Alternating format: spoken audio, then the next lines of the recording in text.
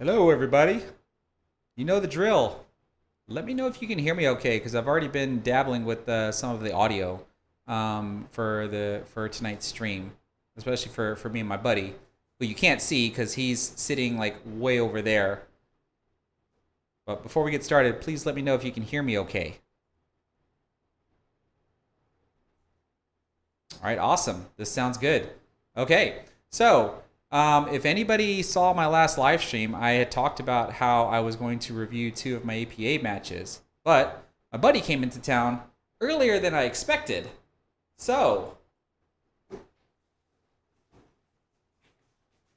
he's a little camera shy.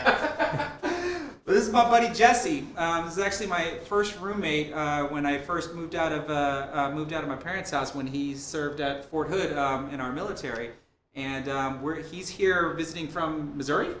Yeah, St. Louis. St. Louis, Missouri, and we're going to be playing in the Texas State Open together, or not together, but we're going to the Texas State Open this weekend to play in the 9-ball event.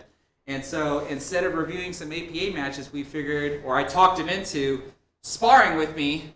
For all of y'all, we're going to play Race to 9-ball, 9 on the spot, 3-point rule, 3 fouls, jumps, you name it. Basically everything that we're going to be doing at the Texas State Open. And considering that I'm not playing the Ghost this time, a Race to 9 probably should take longer than me playing the Ghost. So we figure we might be able to give you 2 sets. And I think that probably should be an adequate stream to go there. Unless I play bad, then maybe it'll go a lot quicker. We'll just have to wait and see. He did just get off of a long drive from coming from Missouri. He just recently got here, like maybe a good hour or two. And I literally just woke up from a nap, maybe about an hour or two. So I think we're both still a little mentally exhausted, but we're still gonna shoot and have some fun, and hopefully all of y'all are entertained as well. So are you ready to do this? Let's do it. All right, I'm ready. Let's go ahead and lag and see who's gonna break first.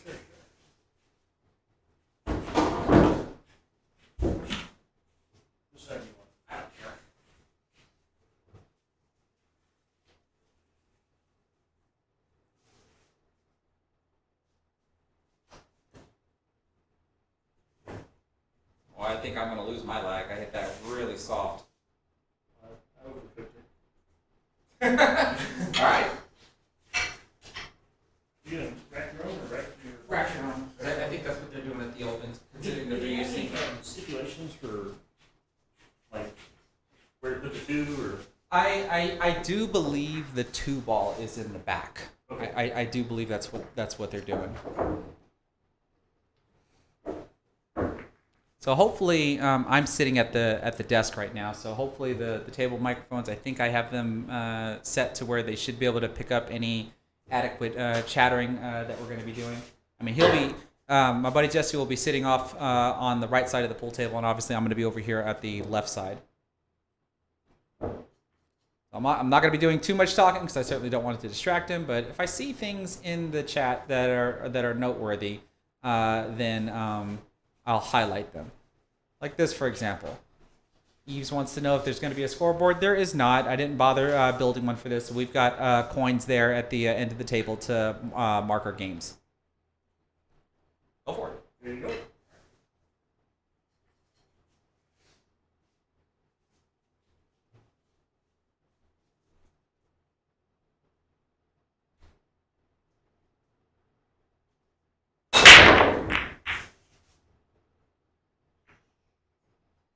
That satisfies the 3-point rule.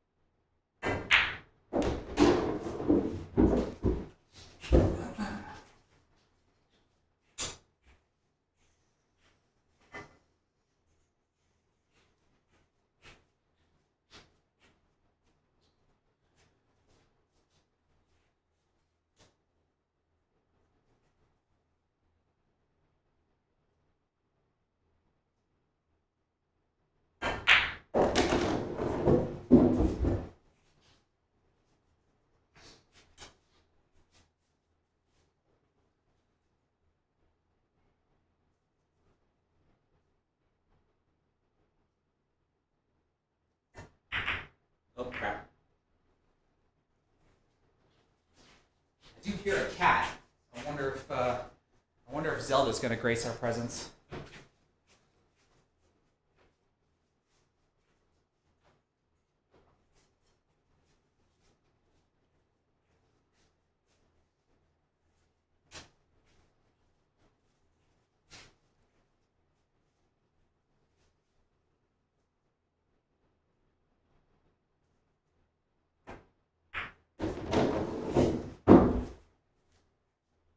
I don't have to drag my feet as much. So these little mats are comfy. That's why I put them in here. It took me a while before I finally decided to tape them down to the ground so they don't move.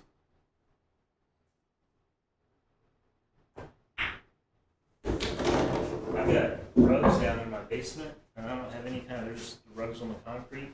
That's where I trip over them all the time. Walk around, they flip off, I'm like, That's what these used to be, 'cause especially when they used to slide around.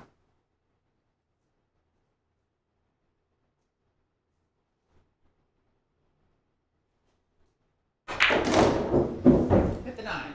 There we go.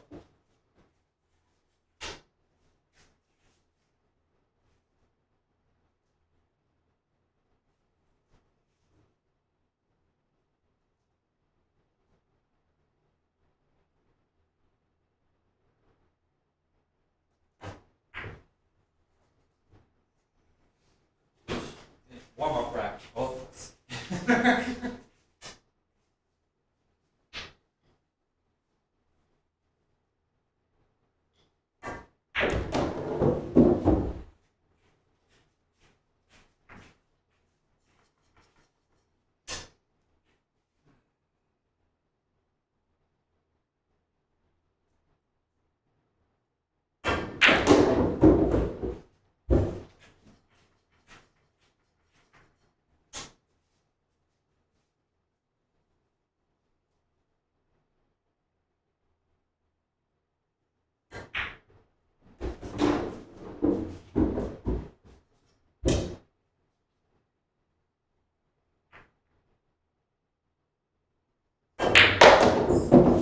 yes, sir. Thank you.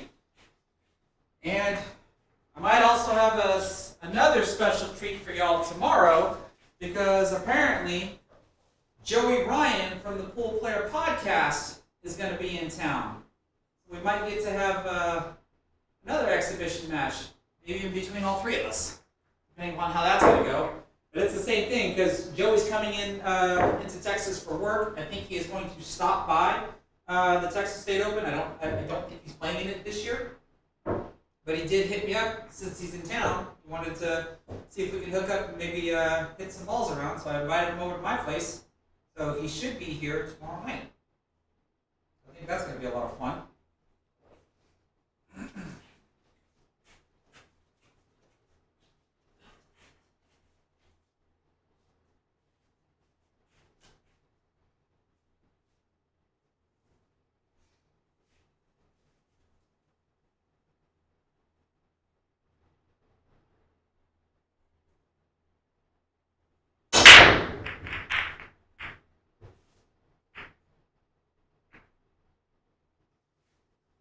I got a good point. Oh, got to keep each other straight on that one.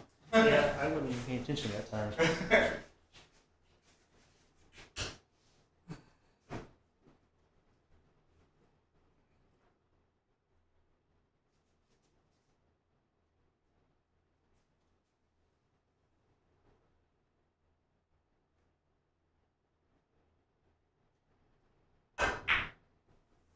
Ooh, nice kick and stick.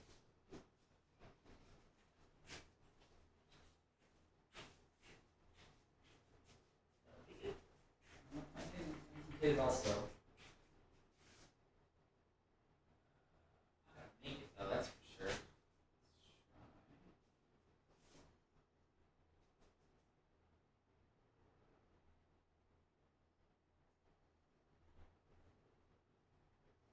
Right.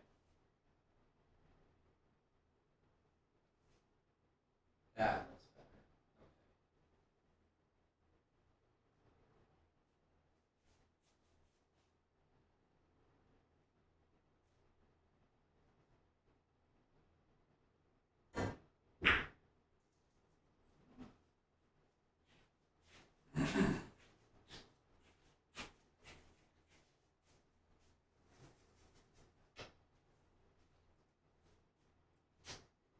So you all know the drill, folks. If you haven't done so already, please give this stream a thumbs up. It really does help me out in the YouTube algorithm if you're watching on YouTube. And of course, if you're watching on Facebook, please also like the stream and consider sharing the stream for me.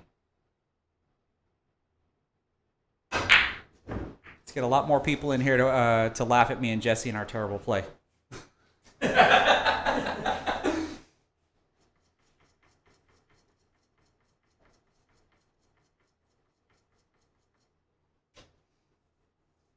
Now I feel like I got to think so differently because if I'm by myself, I have to bank this one in somewhere. But now I'm not. It's like do something completely different that I don't really get to practice all that often.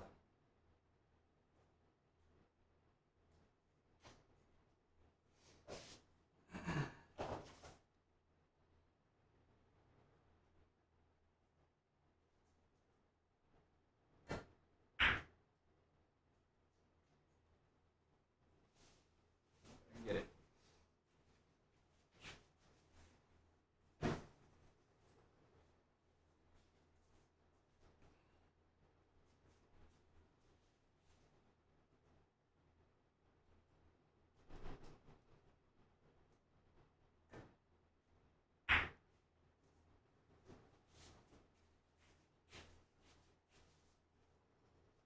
Cool.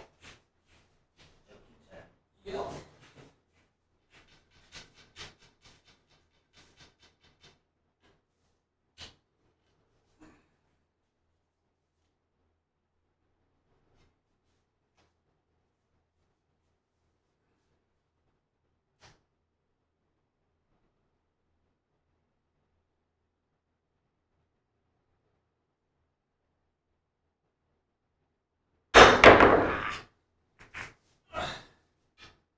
Felt a little uncomfortable in that one. Couldn't position my body correctly.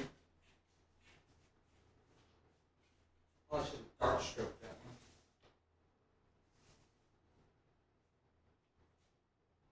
one. Yeah, on him. I should probably look into getting a new jump cue soon.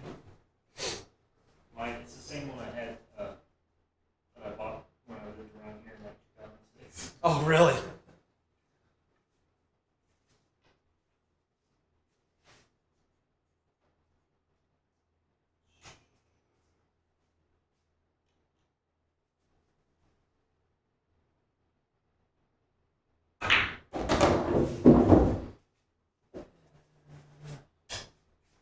We should look to see if that ball went first.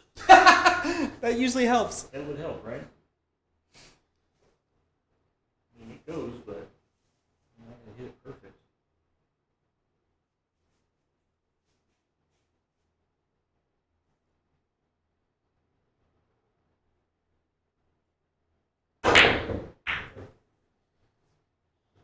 An accidental save? I did. Looks like it. You That's fine. I heard you say that on the streams. Uh-huh. So now, like, every time I accidentally do anything, I'm like, I mean, it's a it thing. doesn't matter what game I'm playing. Yeah, it's a thing, though. It's a thing. I'm not jumping that. I mean, I could obviously try, but I can't do the jumps where I have to land, like, perfectly Oh, yeah. on the object ball. It's tough, especially being so close to the rail. Yep.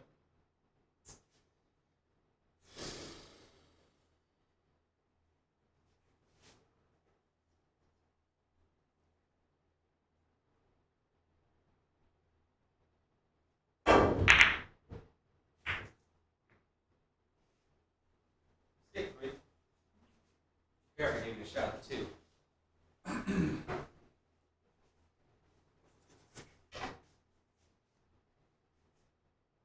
don't want to make you nervous or anything, Jesse, but there's over 100 people watching us. No pressure.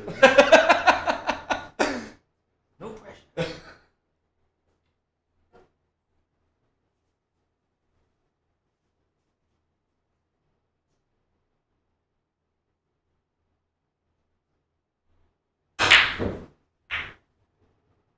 Oh, I got the breakout. For you.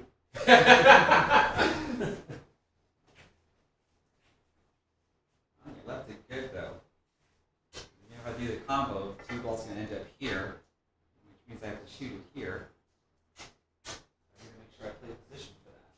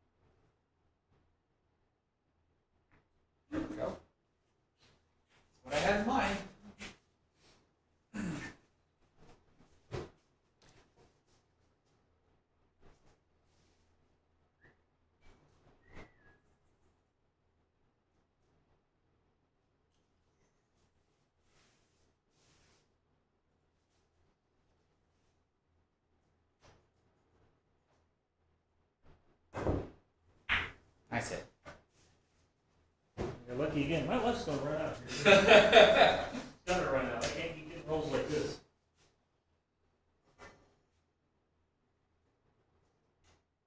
You're gonna let me practice my kicking game. More than anything.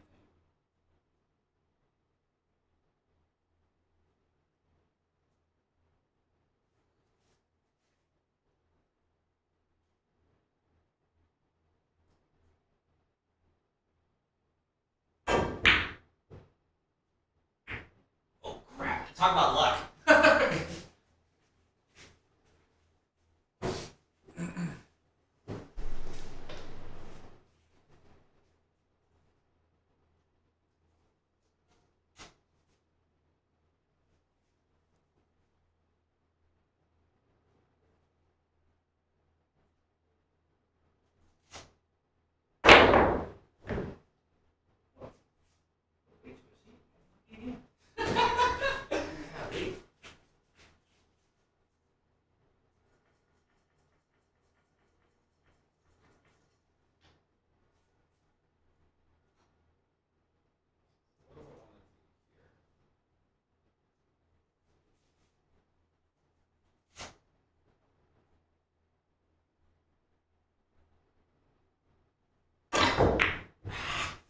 I was supposed to hit the 2 like that, so my cue ball does this. I want to open the bakery if I keep getting rolls like this.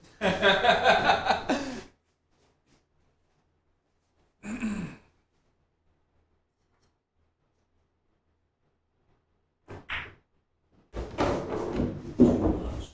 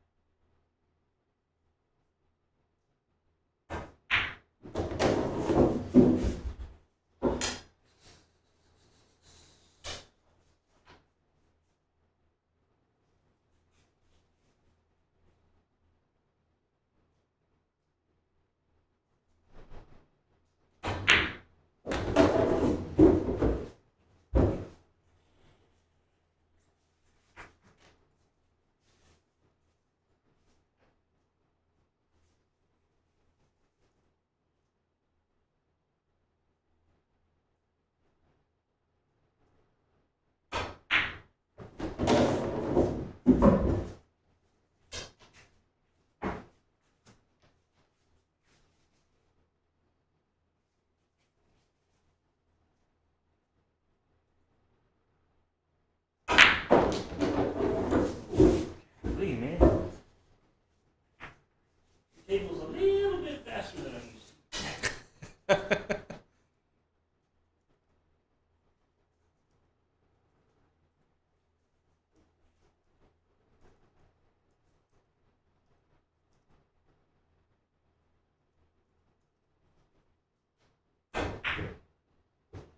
Shot.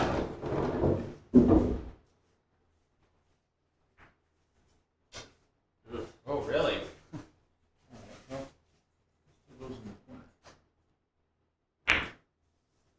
Nice. Not where I was playing it, but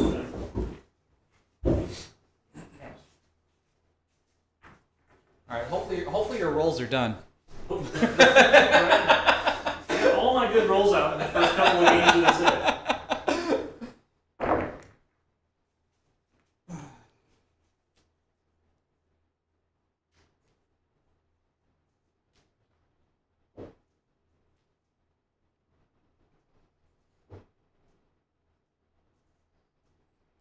So after we get done with this first set, we can take a break and talk with everybody if anybody wants to get to know Jesse and the equipment that he uses and stuff before we start the next set.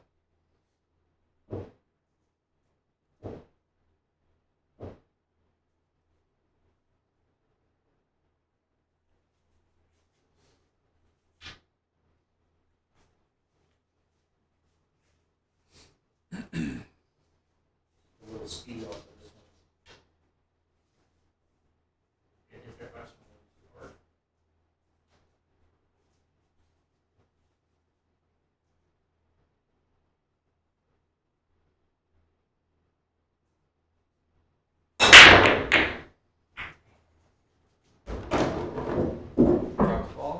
by the 3-point rule. Cue ball control sometimes wants to know what's Jesse's Fargo. So he's what we just looked. It was a 641, I think it is, and I'm currently a 629. So he's a little ahead of me, but we do play fairly even. We play real close. Real close. I would have to say though that Jesse does compete a little bit more than I do, though.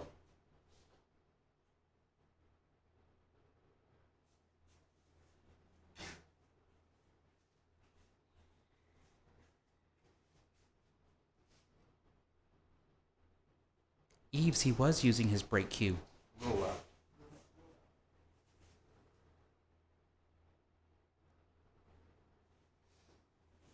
What? Did I hit myself? That's so tempting, but I'm going to let you try it. Tell me, man. So like I said, even though this is an 8-footer, when we go to Skinny Bob's, the 9-foot tables and their cloth and rails is faster than this. Yeah, this is. I'm gonna have to get used to this a little quicker. I was trying to just roll the cue ball over right here.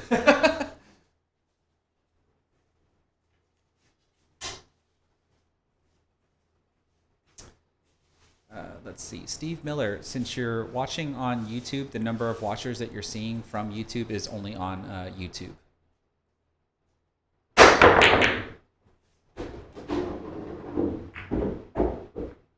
Rolls are not done yet. Not quite.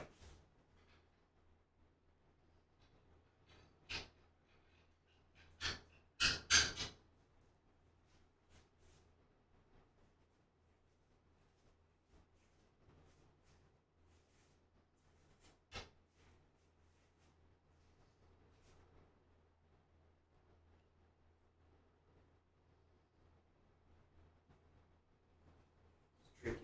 See if I can drag this ball. I don't even think I need to. I don't think I want to scratch.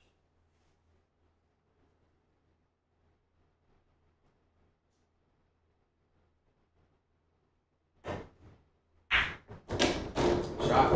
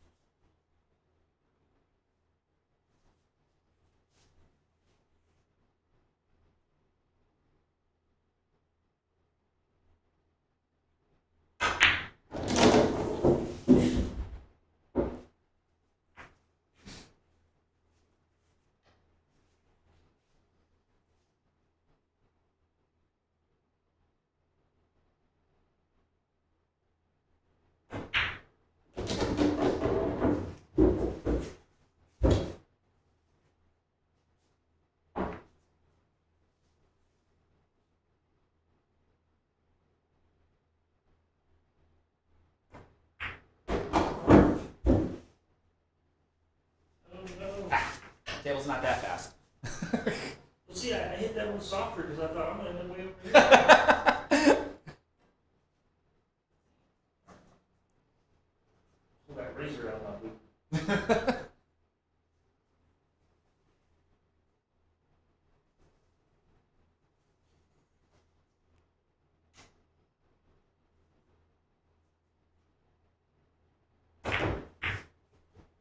Look at this!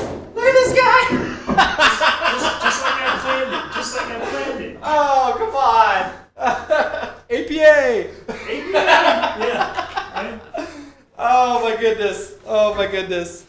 I need to save this for the open. Oh, that's too funny. Man. Overcut the ball and then gets a lucky billiard into the 9.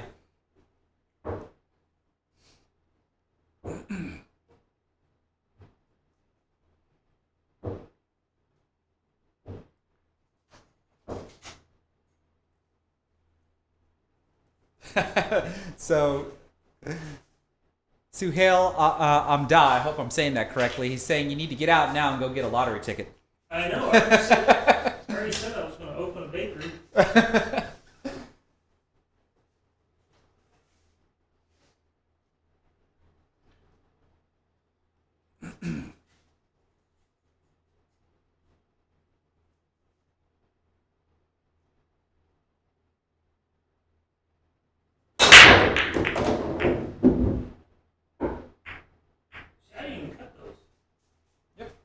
in the square.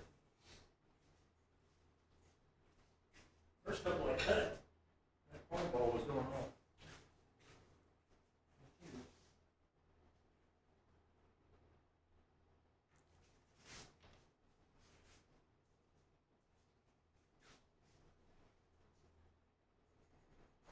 So cue ball control. Sometimes you're wanting to know if Backwards Billiards is going to be streaming the Texas Open. The Texas Open is in Round Rock, and Backwards Billiards typically streams out of San Antonio. He has come to Skinny Bob's a couple of times, but the Texas Open is handled by Pool Action TV, which is owned by Ray Hansen. I get a shot? Okay, I tried to twirl it in and twirl. That's for sure.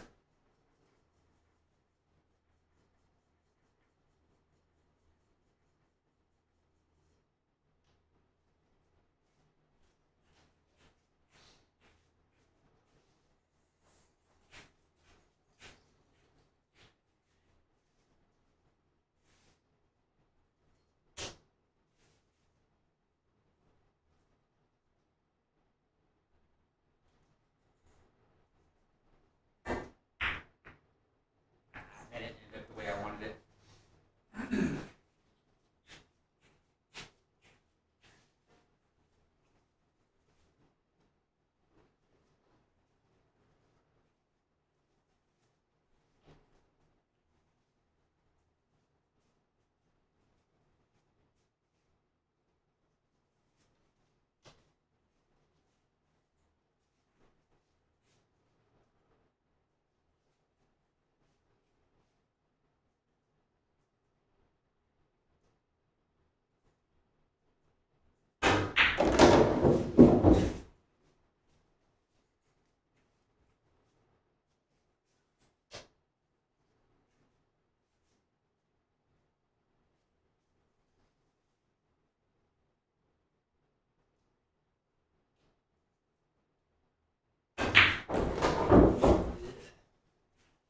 Yeah, overcut this one and kick the 9 in.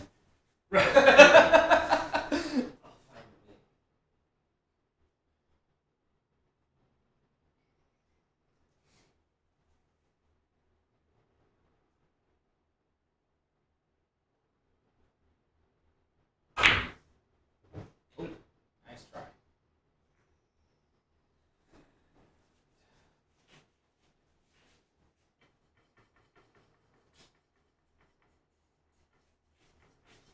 Let's have a little bit of a hard time trying to judge this one.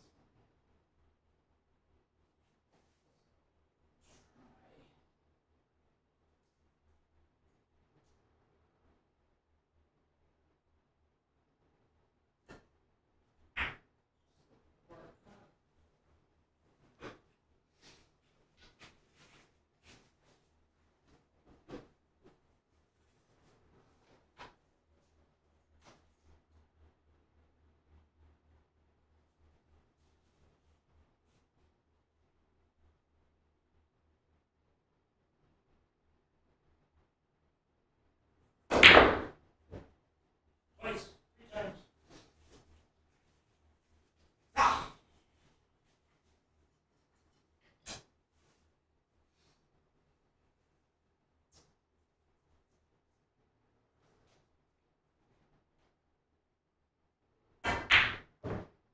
Oh, come on.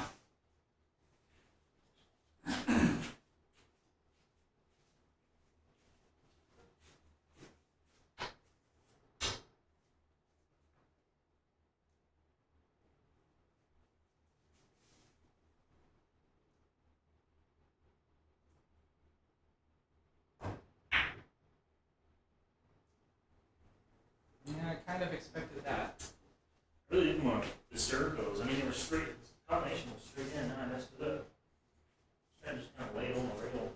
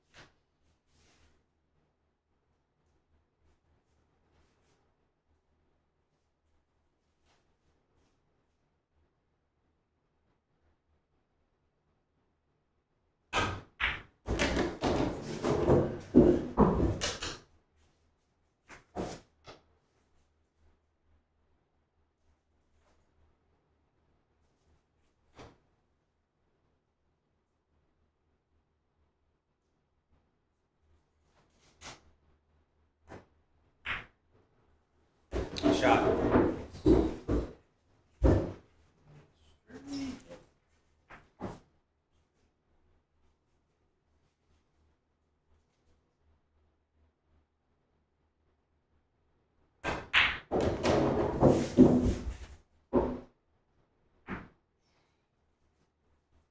Hit that one softer too.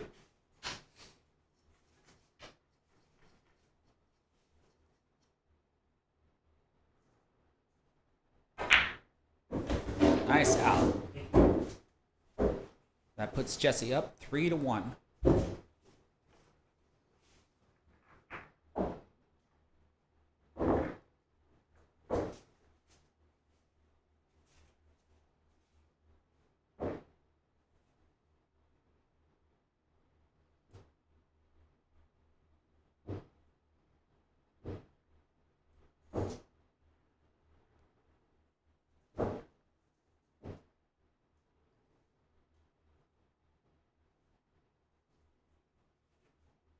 They had this weird rule at that last single tournament I played in, I was telling you that. Mm-hmm. They were using wood racks, tin ball, and you could not touch any of the balls in the rack. All you could do was squeeze them together and lift the rack off.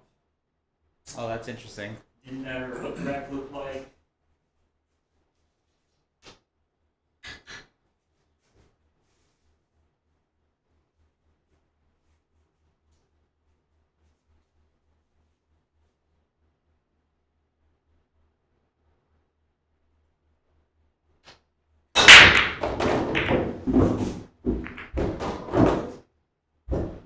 And that doesn't satisfy the 3-point rule.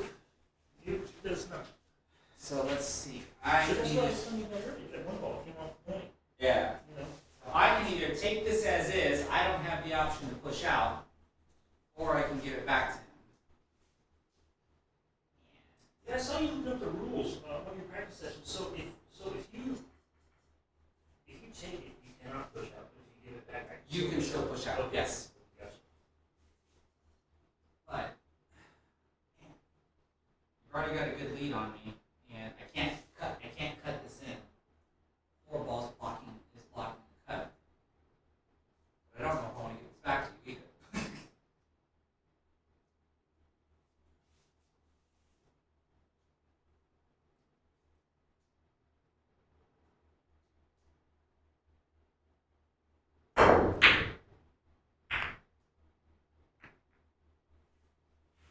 Hit it? I hit it? No, I didn't. Not really.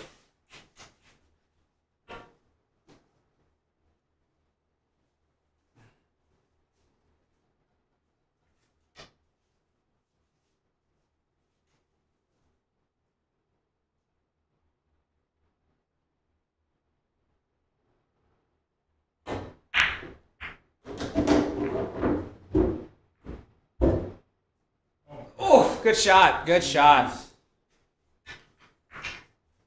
I thought that was going to be the moment the roles flipped. Not yet. Not yet. Not yet. Yet is the key word. It's going to happen.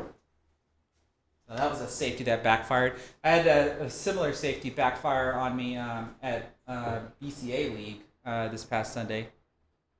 I perfectly hooked my opponent behind the 8 ball, and I had 3 of my balls surrounding his last stripe, but he still one rail kicked it in without touching any of mine and got position on the 8.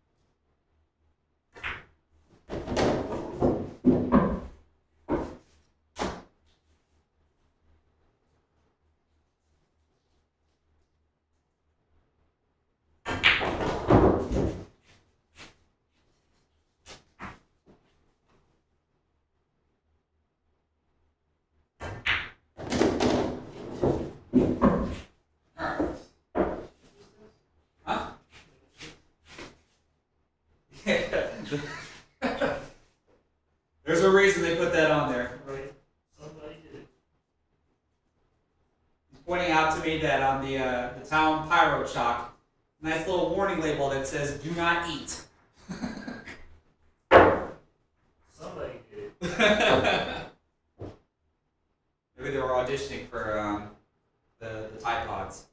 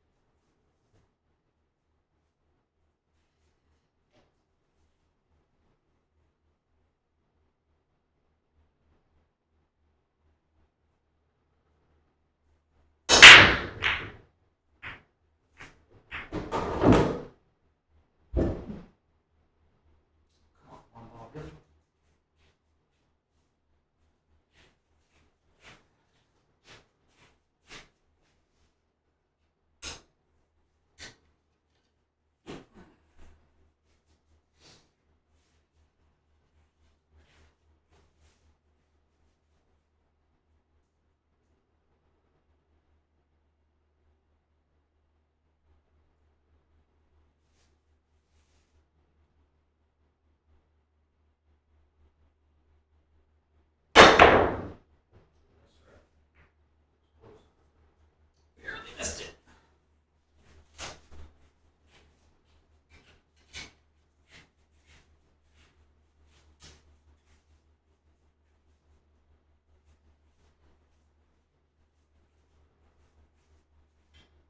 Look this time, make sure you go.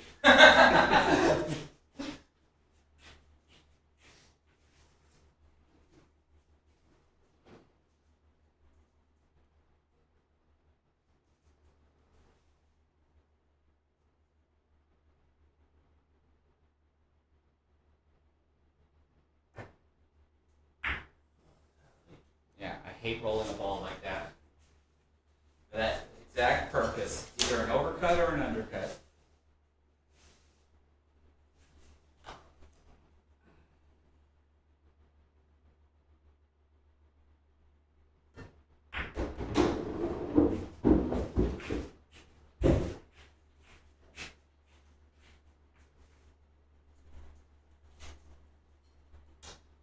I like this one.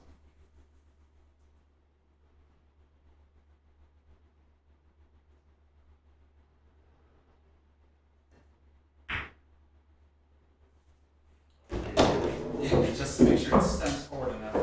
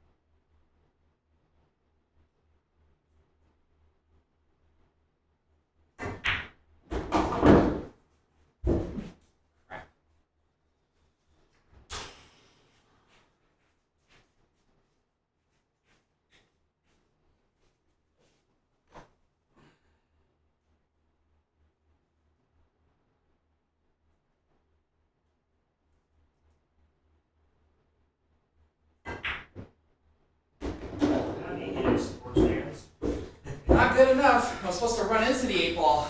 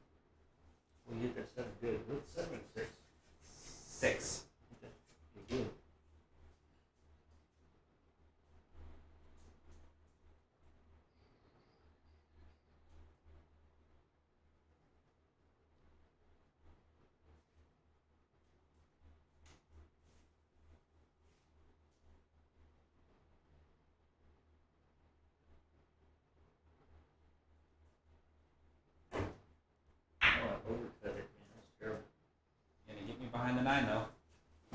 Yeah. Let me tell you how bad I hit that. I was trying to make it straight down here. So bad I hit that. All right.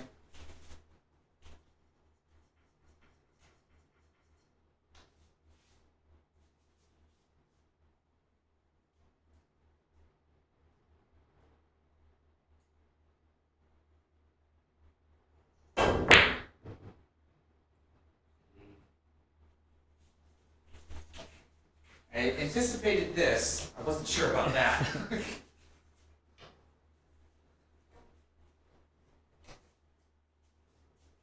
the only reason why I hit it as hard as I did. Trying not to run into your mics.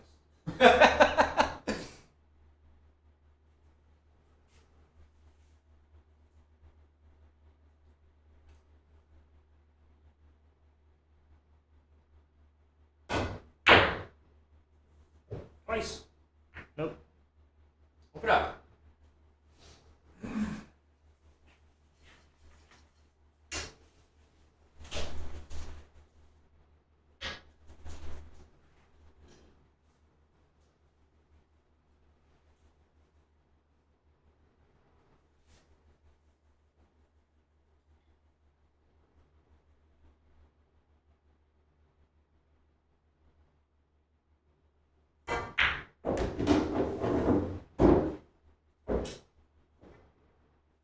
Not quite what I had in mind.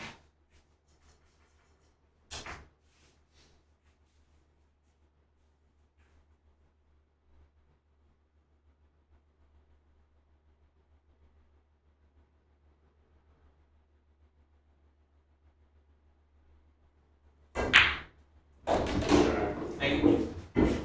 Whew.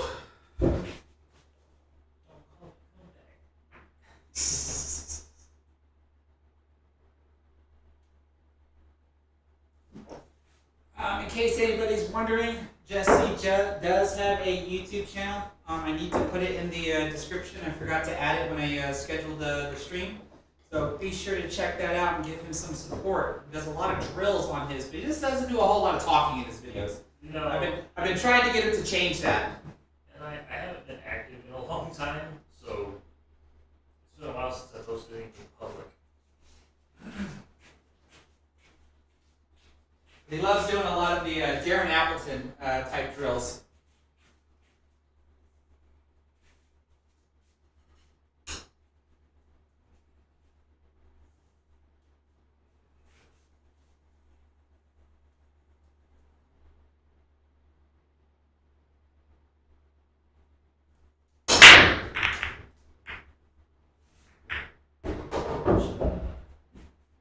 See, I rely on that second ball banking to the cross side. I'm just hoping that works on a 9-foot table. I can't imagine why it wouldn't.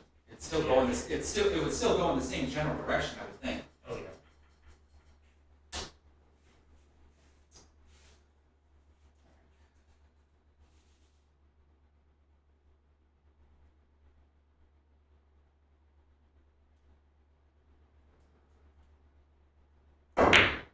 Oh, get that bad.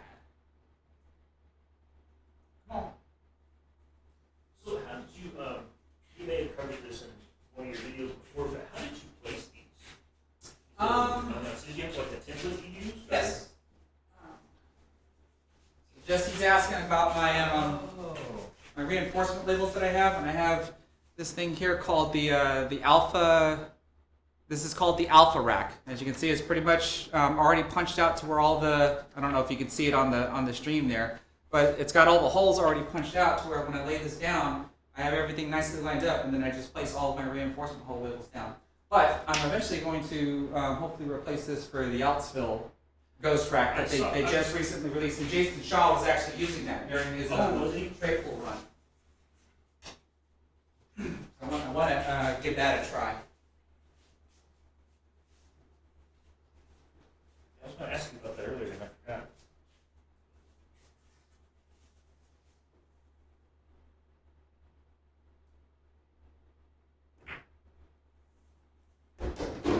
Buddy.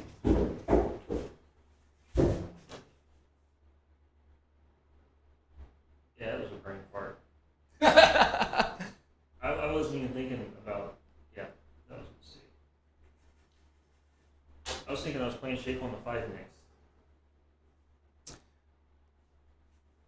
So Trevor Simpson, I don't expect the bank to come short because with the 9 or with the 1 on the spot, a 9-ball rack behaves practically identical regardless if it's a 7-foot table, 8-foot table, or even a 9-foot table.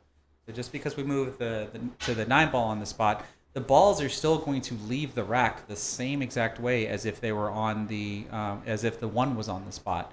But clearly the difference is the distance that they have to travel.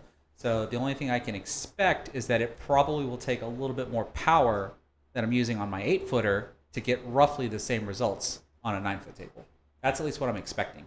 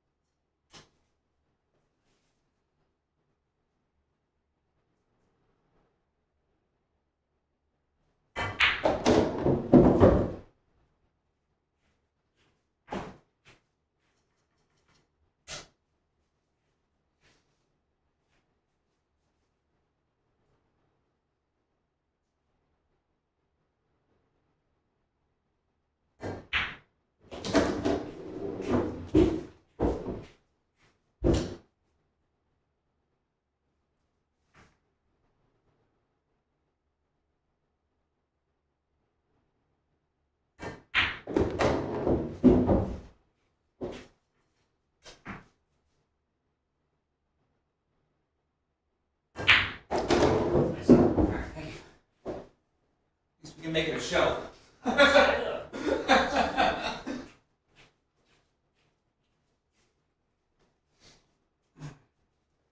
So, if y'all want to know a fun fact about me and Jesse, besides us being old friends and roommates, we both also trained with Demetrius. Yeah, we did. I brought a MNPoolBootCamp polo. I was contemplating whether or not I should wear it right now for the match. I was like, nah, I'll leave that.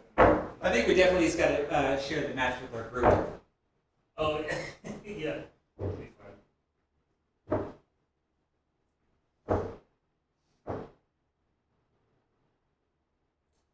Everybody can pick apart my terrible patterns. Yeah, mine too.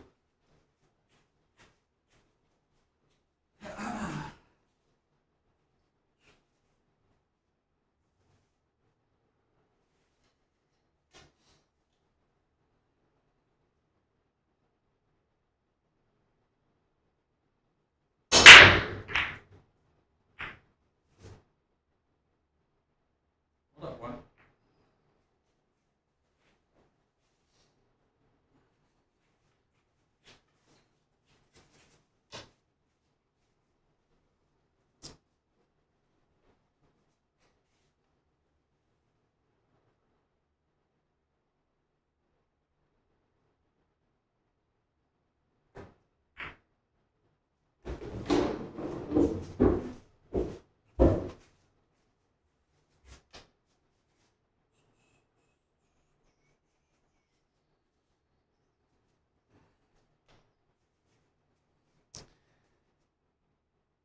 So Trevor, though what you're saying may be true, you also will notice sometimes how the second ball doesn't bank to the cross side for the same type of variables, whether I hit too hard or whether I hit too soft or I don't hit the one ball exactly in the same spot as before. So those are the same variables that I would want to be tweaking around when we move over to a 9-foot table.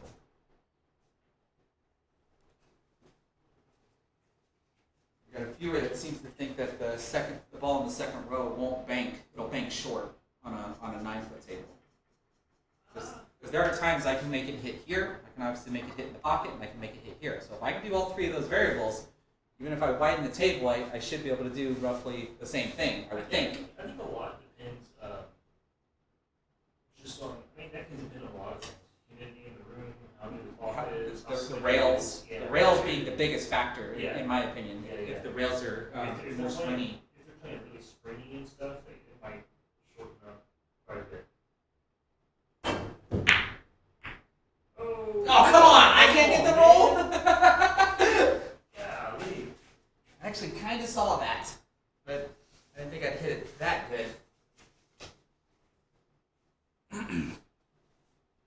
You deserve that after all the rules like that. Makes for the good suspense.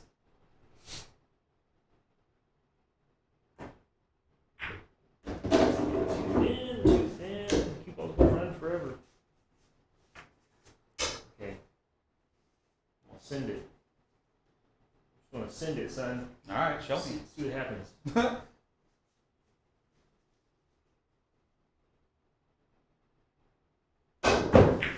Yes, no. He tried a 3-9 kick combo. Alright, so you left this in a good spot though.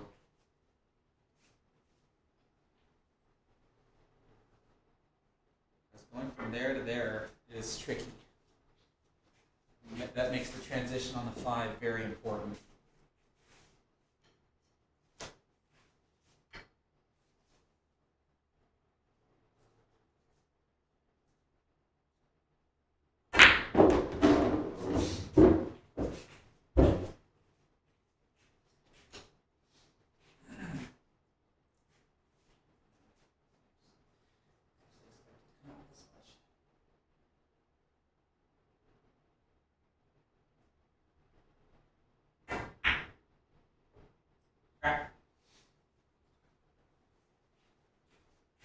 See your strategy.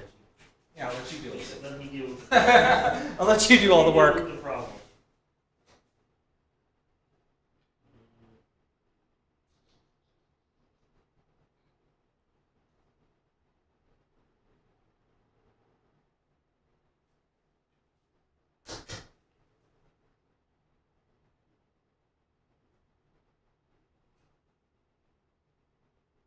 So do me a favor, folks. I can see that there's at least 138 of y'all watching on YouTube, and I only have 64 likes.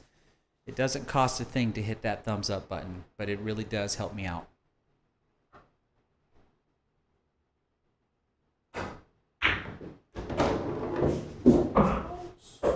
Shot. I didn't see a real good way to get all the way back down there. I guess, well, I didn't really need to, but. Yeah.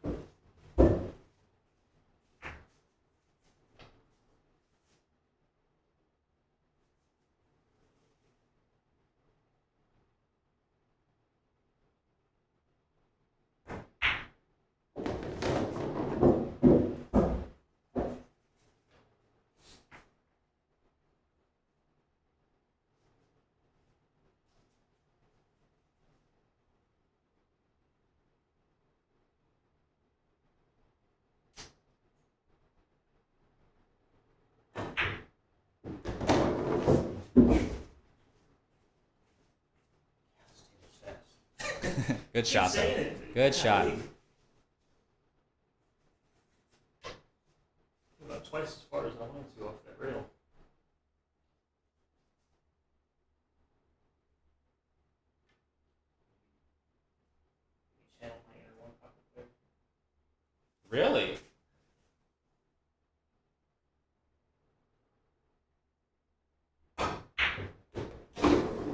too short. No. Don't scratch. Ooh.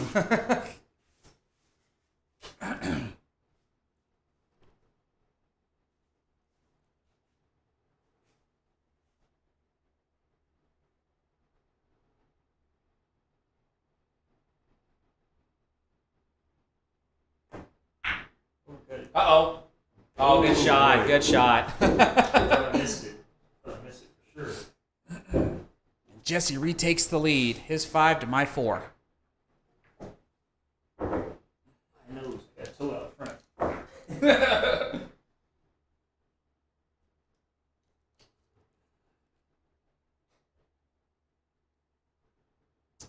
We've got a viewer from the Middle East. Welcome to the live stream. Thanks for being here.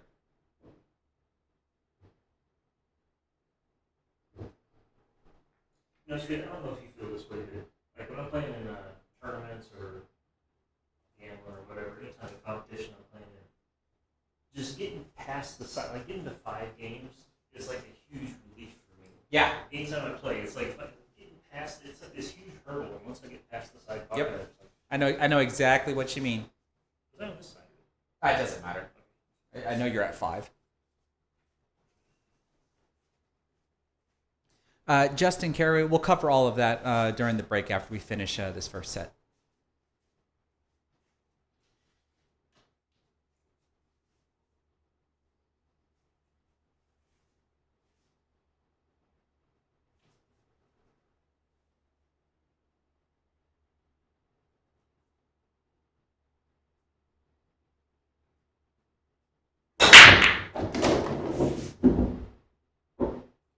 Break.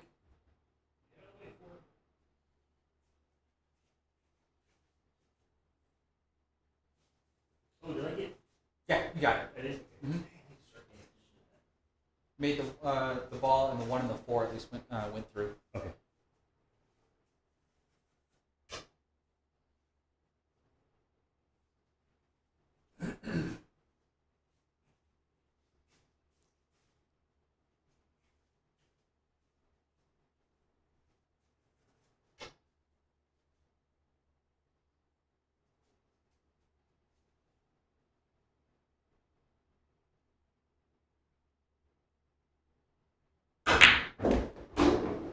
That's how much I dislike combinations.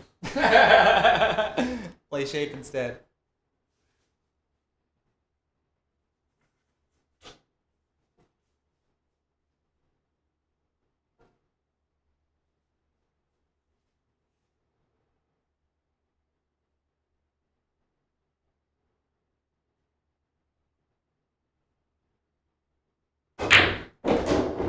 Shot. So loping CSF, the only adjustment I really make when I'm playing on different size tables is how hard I'm going to hit the ball. Because in my opinion, an angle is an angle is an angle. So the only thing that's really different is the distance that the balls have to travel.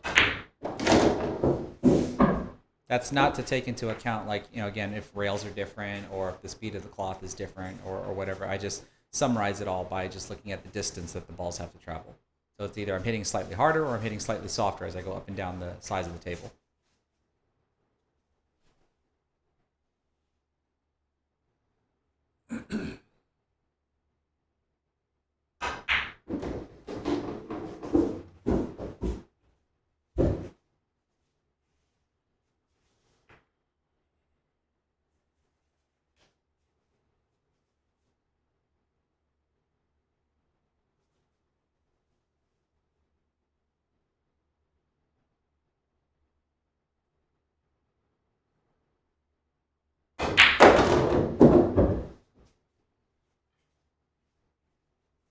Getting flat on the ball over and over and over again.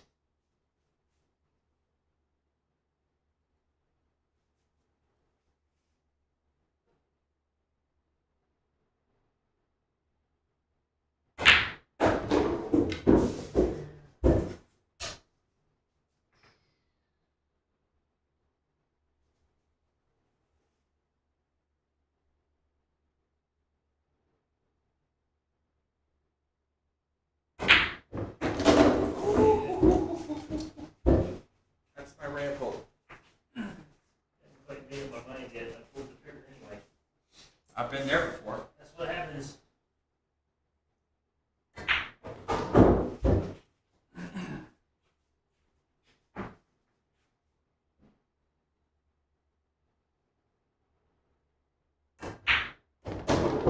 So far, your breaks have been a little bit more consistent than mine. That was the closest to a break run either of us had with the spreads and stuff that we've been getting. Yeah.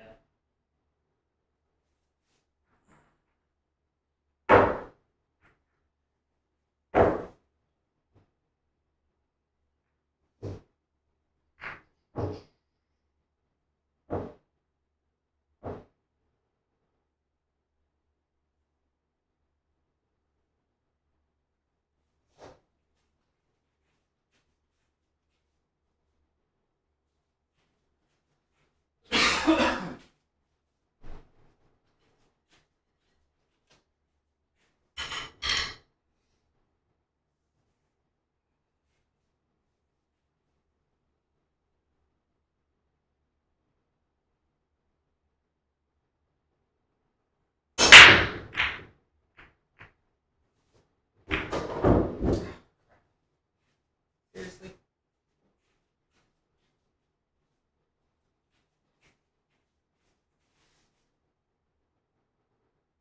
Just enough of the 7 is blocking me from what? I need a jump cue to jump over that. I don't think I need a jump cue to jump over that. Just jumping over a sliver of that 7.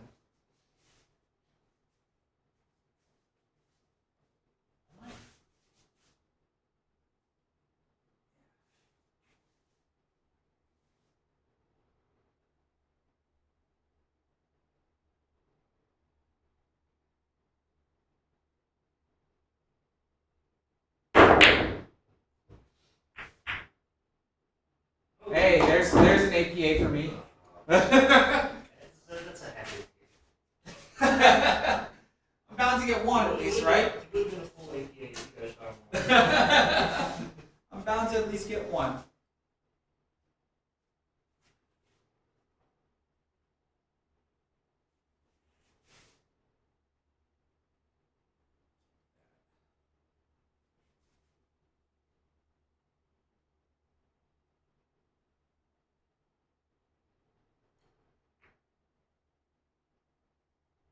That's very cool. Who taught you that?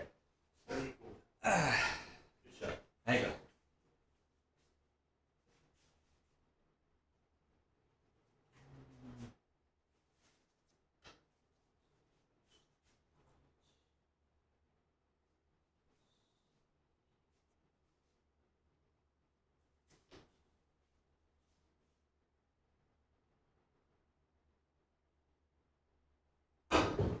Jeez.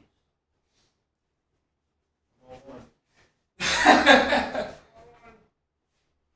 There are 3 value?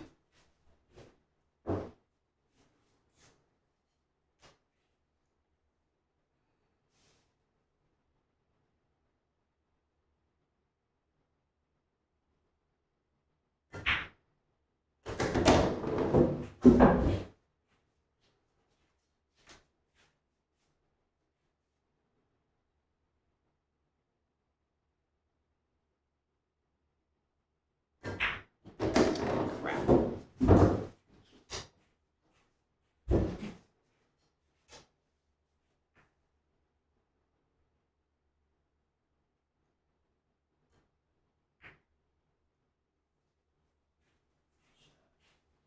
Yeah, well, would have rather forgotten position, so I don't have to do that.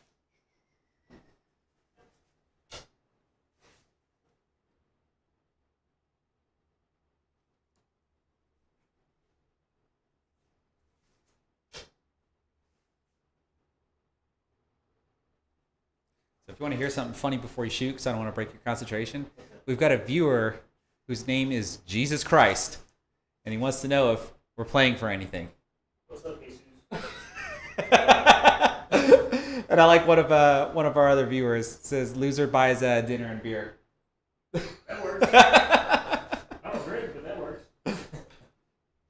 I don't freeze dinner anyway, or lunch or breakfast or something. Something Yeah. from the last time we got together. Yeah.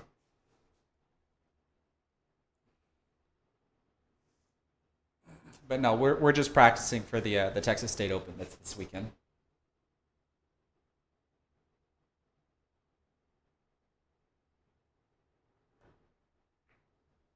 All right, get to the rail. Get to the pocket. I get the 5 further over to the rail. It's tougher. That's still tough.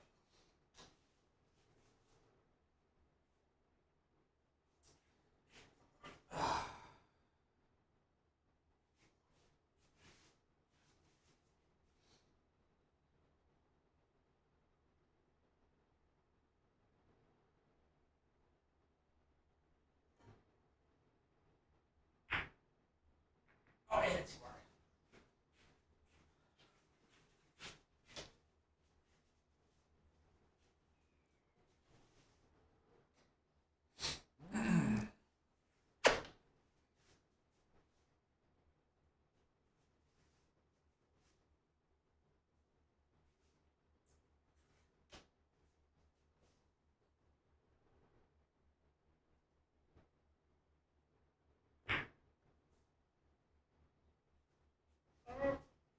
I can manage that one.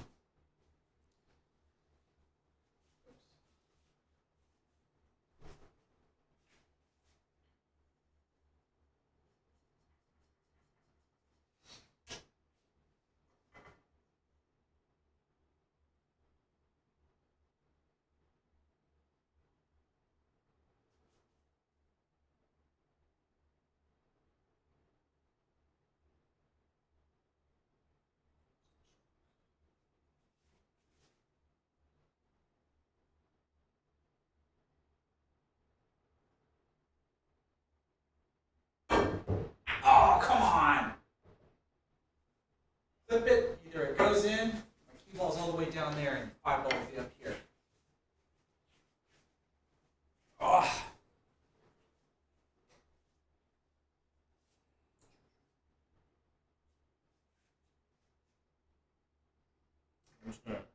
I'm gonna draw my cue ball back like every American player.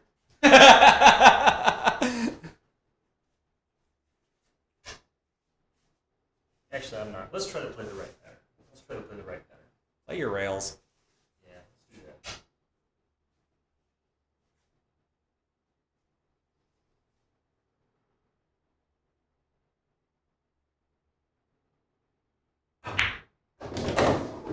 And hook yourself behind the 8. I was about to say, see, that's why. I'm still okay here, I think.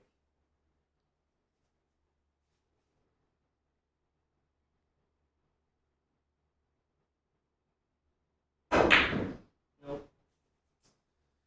Can you imagine if I had 4 1/4 pockets? No. Because I want them. Silly as that may sound. But I tend to believe that I should go with Tony and Bob Keller's advice that I should finish my road to 100 first. Yeah. Before I shit my pockets. I agree. I agree for sure.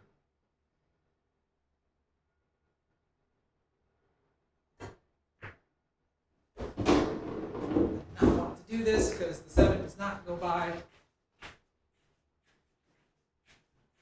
Even that little bump doesn't help either.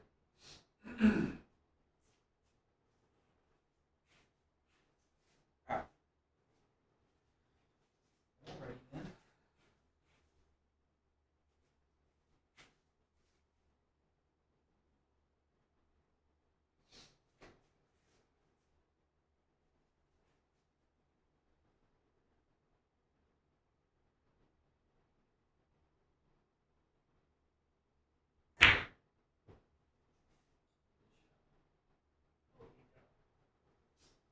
Why did the cue ball on the rail? Leaked out, but it's not easy though. Not easy.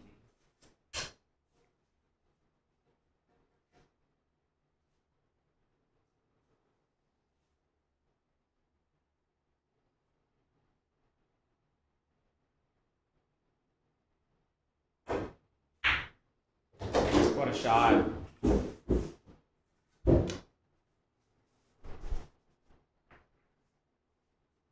Pretty sure I body English that man. Watch the replay. It was probably like.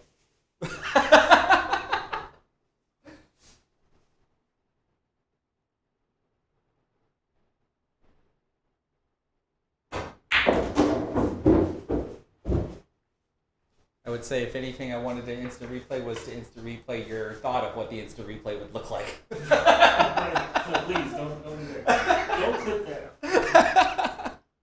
You can do intro. Right? Yeah, exactly. Exactly. Shot.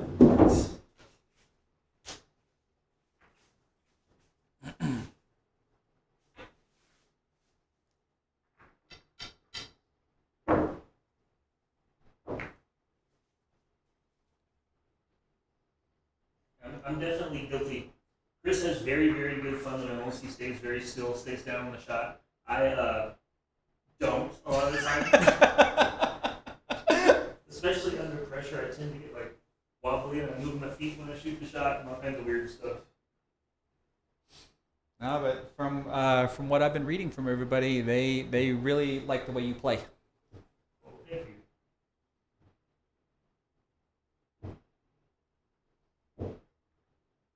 So all equipment questions will be answered when we finish this set.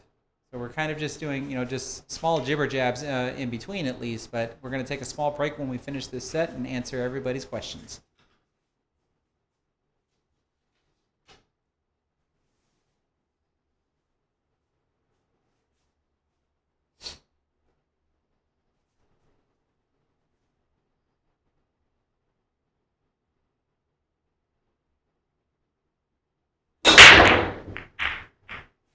Too hard. Yep. I don't think it But that doesn't satisfy the 3-point rule. does it? Does not. And broke dry anyway, so it doesn't matter. Yeah. So since I didn't satisfy the first That's actually an interesting question, but I'm pretty sure the scenario is because you broke dry. I have an option to push out, but if you made a ball and didn't satisfy the 3-point rule, No, then I'm just joking. I wouldn't have the option to push out. But that's a legit question, I would think. Try to move on somebody else. I would think that's a legit question.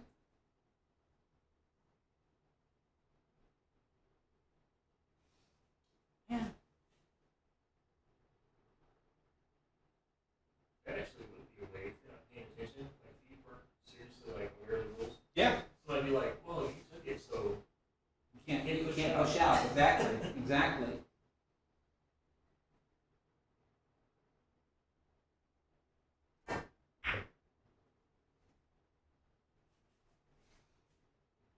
There we go. Thank you.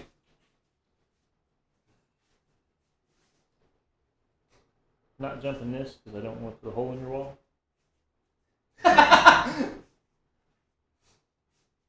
Yeah, please don't. I have thought about putting some panelings in here that would protect the sheetrock for occasions like that.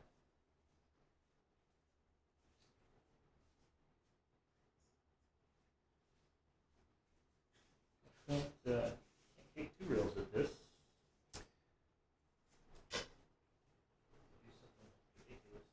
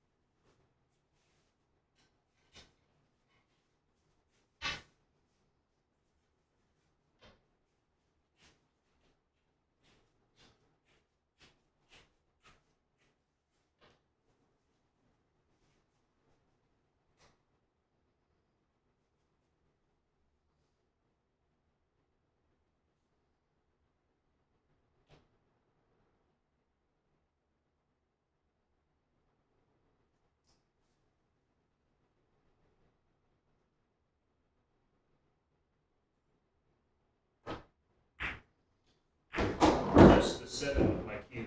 Just put it back. Because I don't think they're doing all ball fouls. I don't think it moved very much.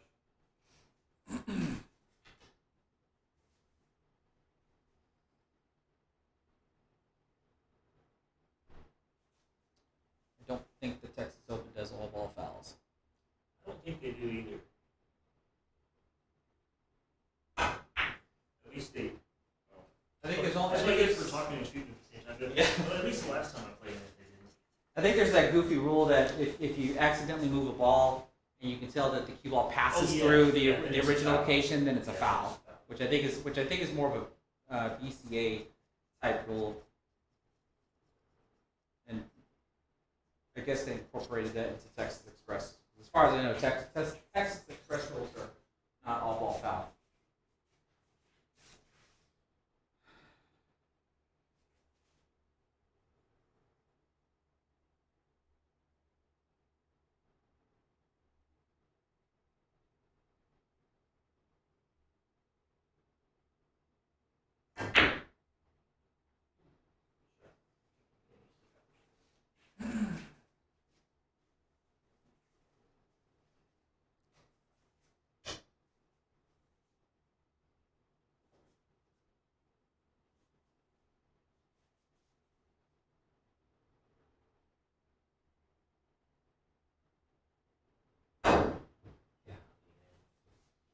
Make the 9-ball easier.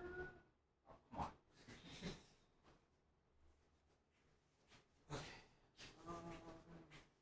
You can go through the ball. I completely lost all my problem. I hit like a dragon shot. So I guess it'd be ideal that I set up for the 6-9 combo, or not the 3-9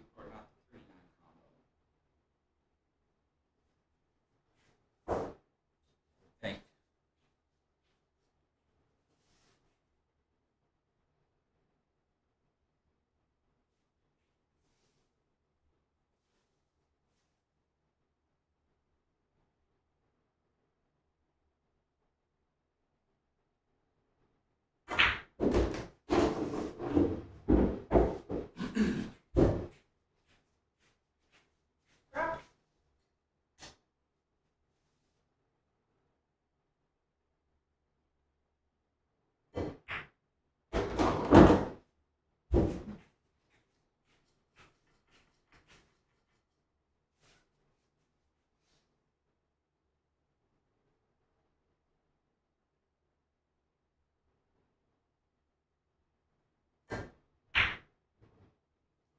Really? Ah.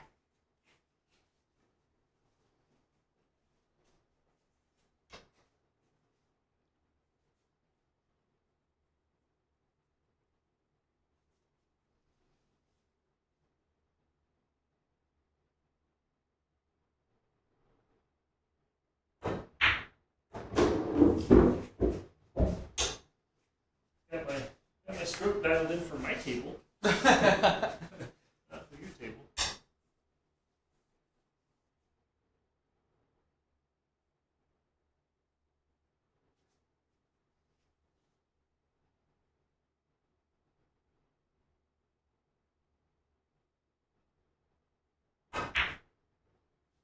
Good shot.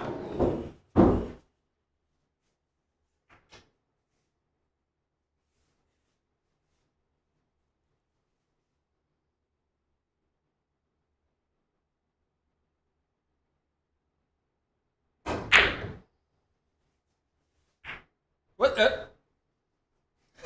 It's so good at playing safe. Well, you don't leave him much of a choice then. Right? See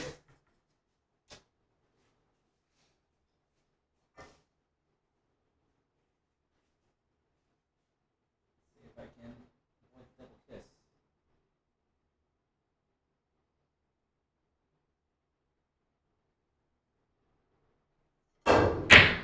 Nope. But can I get safe?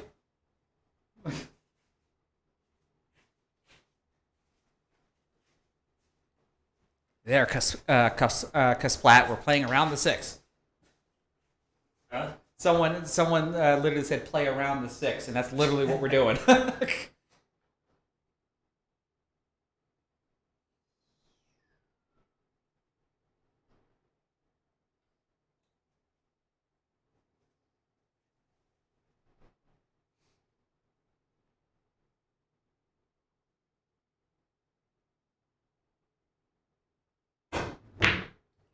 He tried to cut it. Is he going to get a lucky kick off of it, though? He does. The rolls have not stopped. No, they have not. It's the only way to get shape. Let's try this. Do we have a cat sighting? I thought I saw something.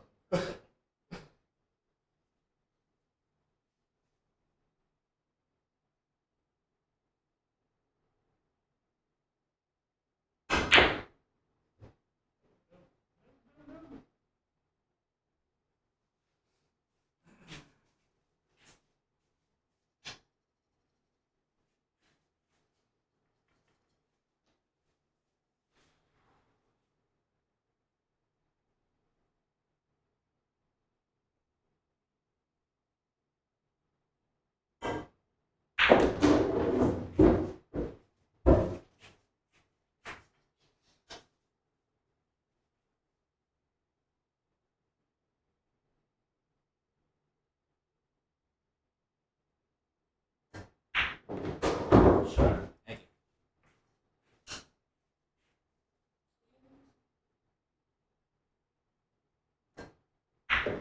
It's so you tricked me. You gonna come visit us? You tricked me. We have a cat sighting. We just don't know if he's gonna come in here or not. I looked over there and he just froze like a statue. I was like, that's not a cat. He's got to get comfortable that Jesse's here. He doesn't take too kindly to outside people, but after a while he'll warm up. All right, race to 3. All this is a cool set. Start trash talking. I'm about to do a 3-pack.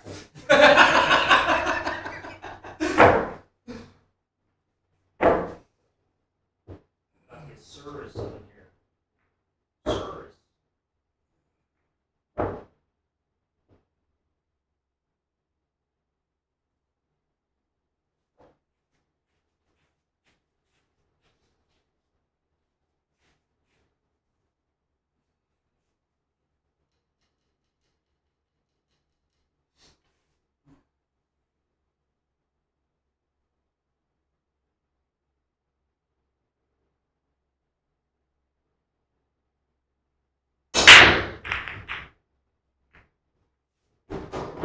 Goes that 5-ball.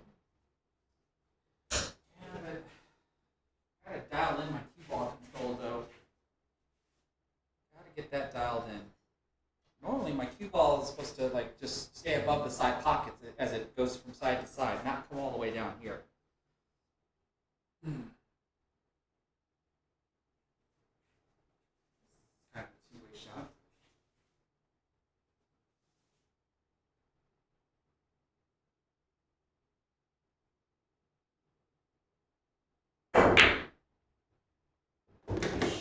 Thank you.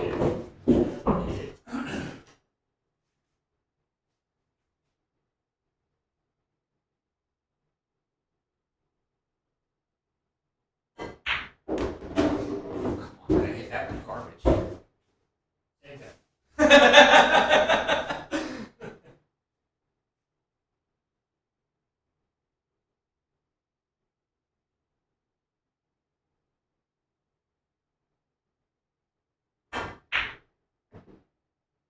Oh, Great shot.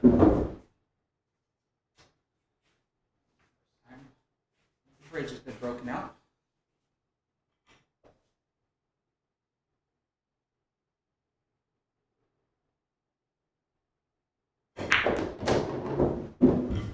Off the rail. Of course, I have to get flat, right?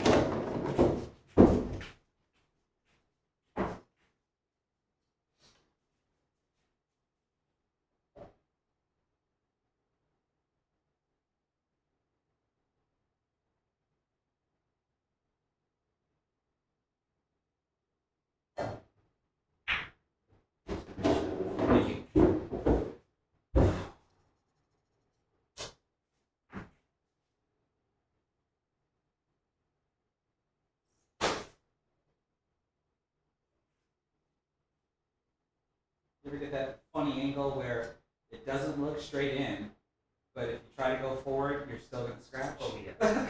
That's what I'm looking at right now.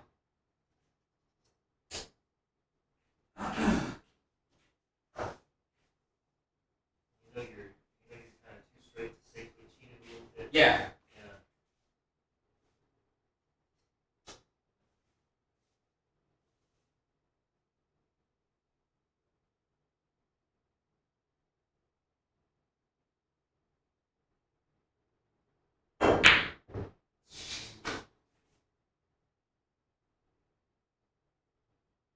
All right.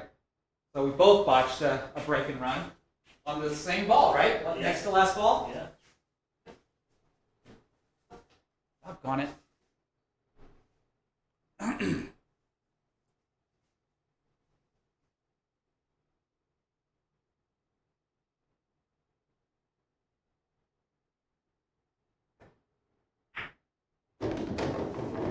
Ooh, 50-yard line. You know, I have gotten. I shouldn't even say anything, but I've gotten pretty good at these shots because I routinely leave myself. Right, I know the feeling. I routinely leave myself this garbage angle. Yeah, I know the feeling. It's like programmed into my brain.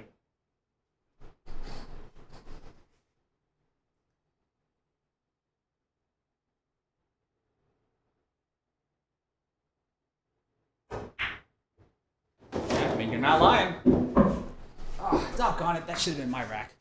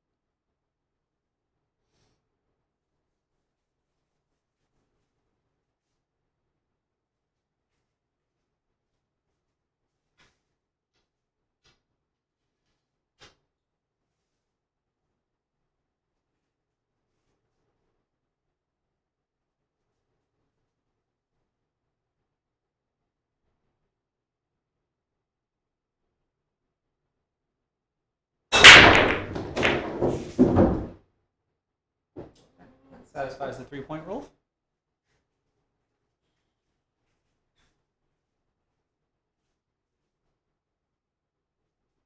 Bust out the You gonna jump that one? bust out the old junk here. That looks like a handshoe shaft. Oh, this is before Hanshu started making cues. Oh, really? Yeah. It's old. You remember that guy, Jack Compton? The name sounds familiar. He made Mystic Cues around here. Mystic Cues, yes. Yeah, Okay. this is one of his. Okay. This is so old. When I first bought this, it was one of the original ones with the brass ferrule and the phenolic tip. Mm-hmm. Then he started making them with G10. And so I had him switch it to G10. See here.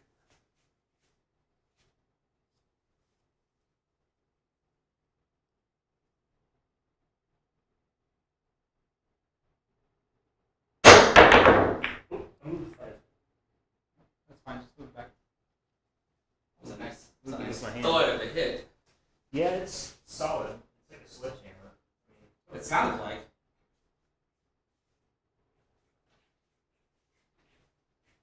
it's over the balls, but it doesn't have a lot of finesse. You know? Mm-hmm.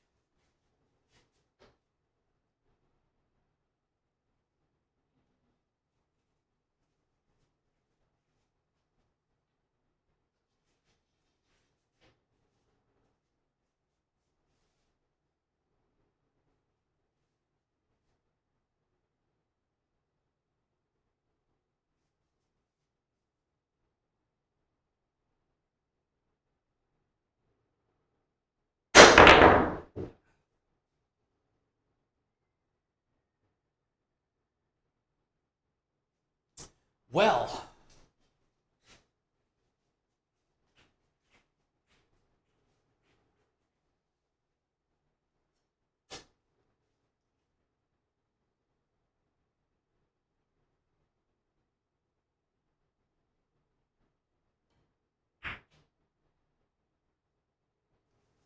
jump that one? No. Oh, sure.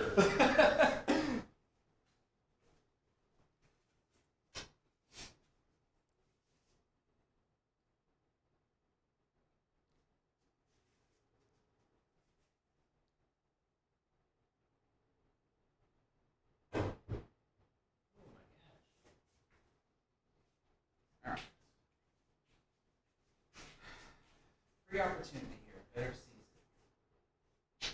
5 to the 6 is going to be a lot of fun. That 8 ball is huge.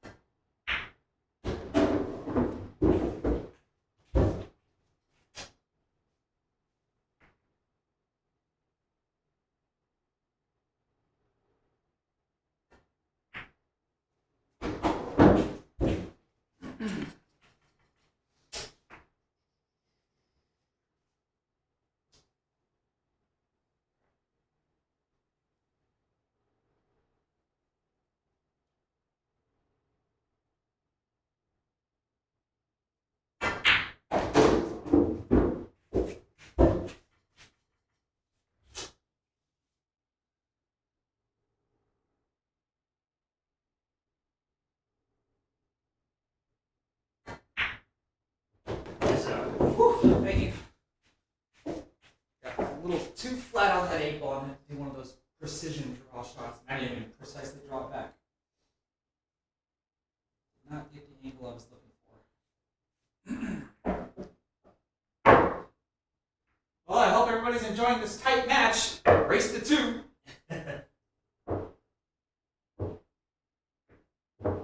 Neither one of us really got things going No. I got some rolls going in the beginning. and then it leveled out.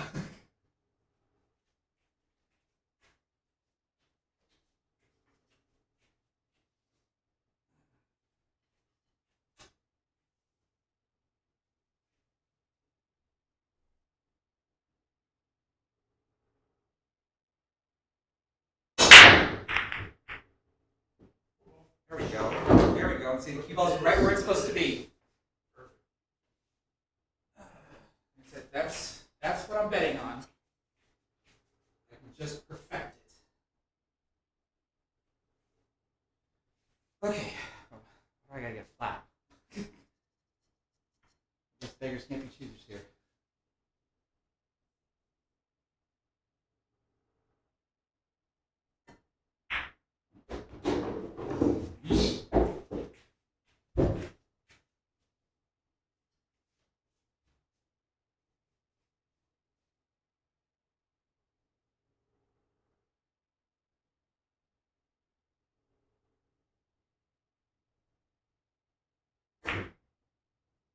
Oh, how do you overcut that? Yeah, I got my position. Kinda. I can say this from experience, from playing pool with you for 20 years, you have never had a problem cutting the balls.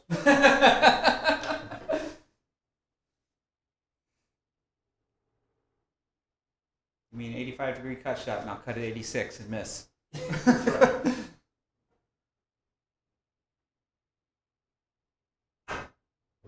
Good hit.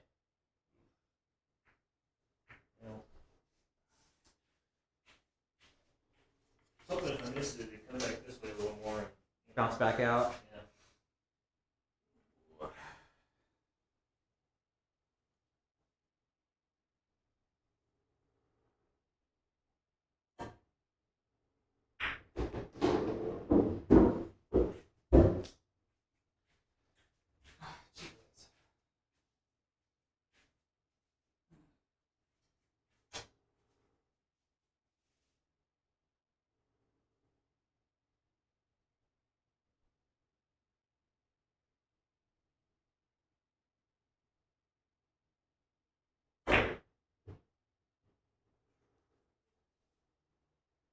Down the rail, make it hard.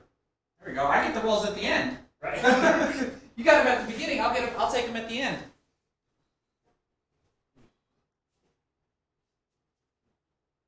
Where it counts.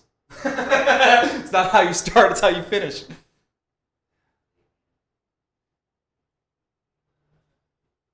I can cut this in, but I can't do anything I with was the going to cue say, you're ball. going to lose the cue ball. Yeah, I can't do anything with the cue ball. I might get lucky and make the 9. Probably not, but more likely to scratch off the 9 if I hit it. Right?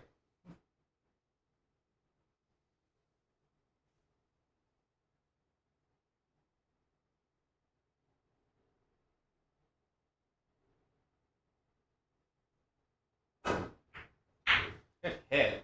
I was afraid of Roll I was afraid of that scratch, man. All right.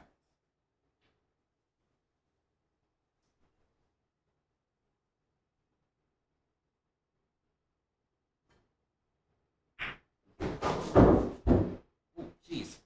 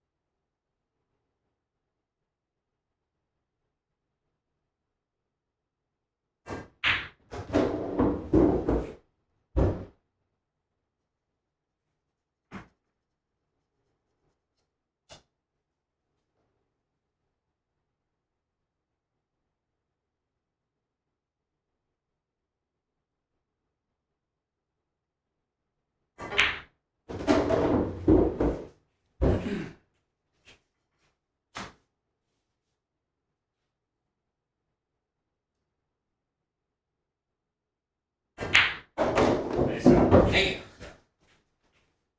Yep. Coffee break.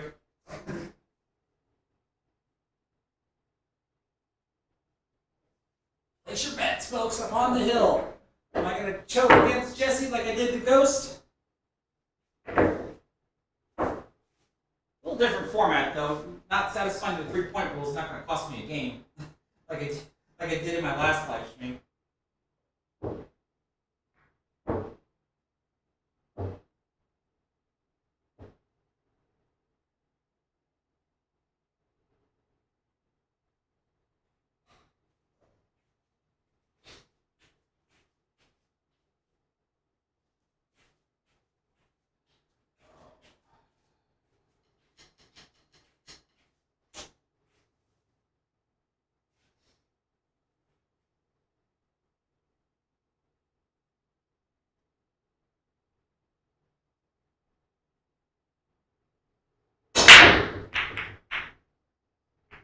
intercepted by the 7, so at least it satisfied the 3-point rule. If that ball didn't drop, I wouldn't have.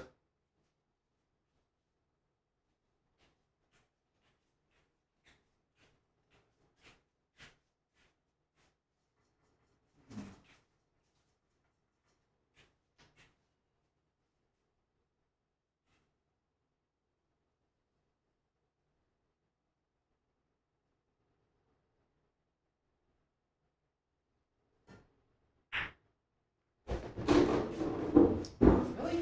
Really?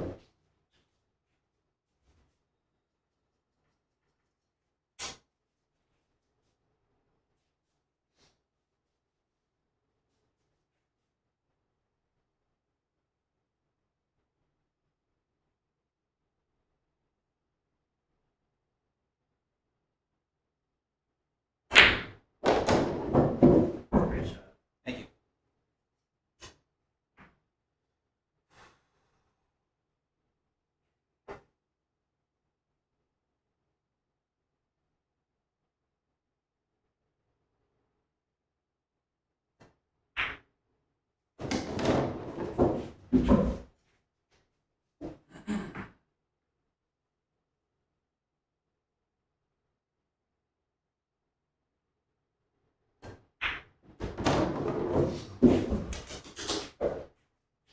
Oh, darn it.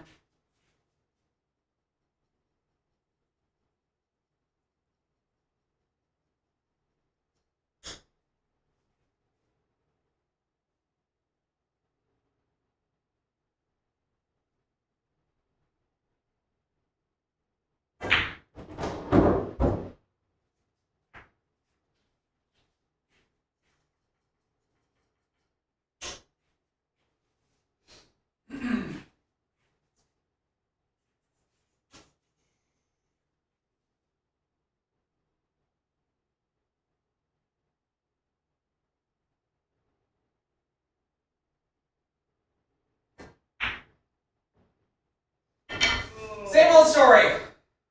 Same old story. At least I got lucky. Oh, darn it. That's 3 breaking runs I screwed up. Oh.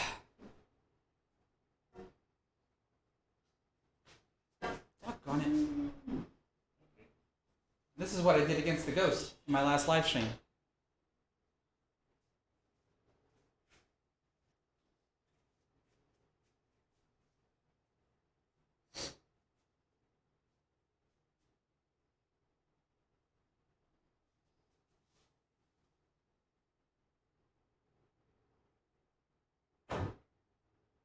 Good hit.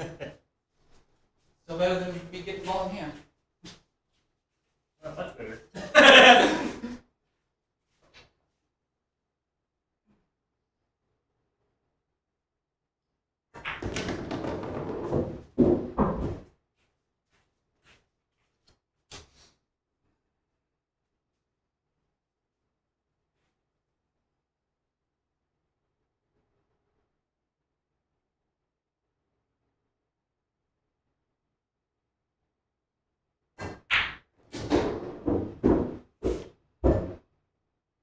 No.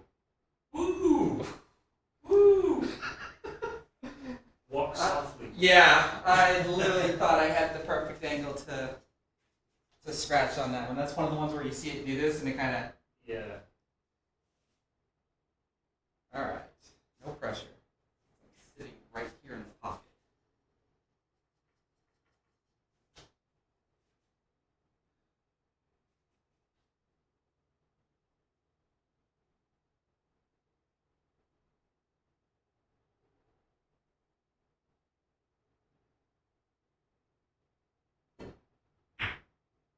Yes. So, All right, gee whiz.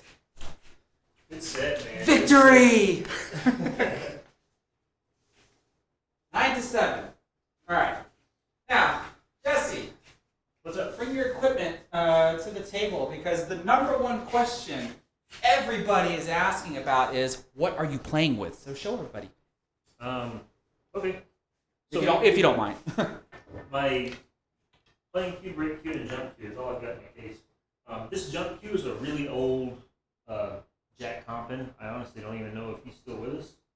he was really old. I don't know, 15, 18 years ago. When he made that for me? Mystic cues, right? Yeah. Because this is kind of the same material that James Hanshoe makes his jump cues out of, right? Yeah, it's Purple Heart. Yeah. Really heavy, solid wood. And what kind of tip is this? Because it's the whole thing, right? Yeah, it's one piece G10. Okay.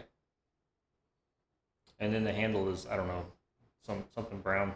I don't know. But everybody really wants to know about this guy. Oh, that is a Verrill Horn. Verrill Horn was a cue maker from Oklahoma. He's in the ACA Cue Makers Hall of Fame. He died in 1999. I have no idea when that cue was made, but at the latest, it was made in '99.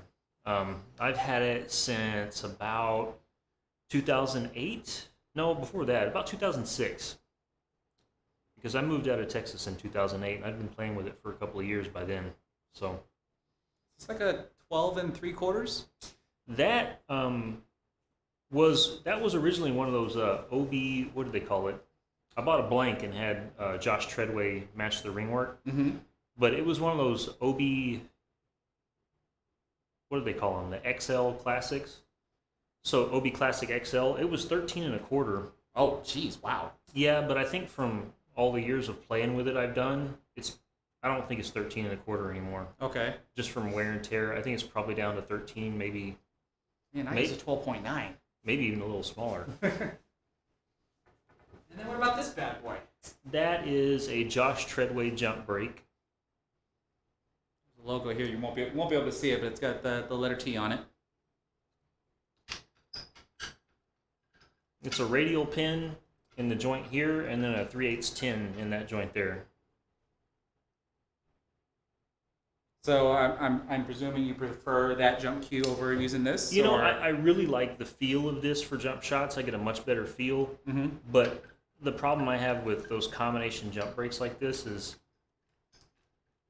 it's kind of a dual purpose thing. Right. And you tend to get much better results when you have a jump cue and a break cue. You know, this cue breaks great, and I love it.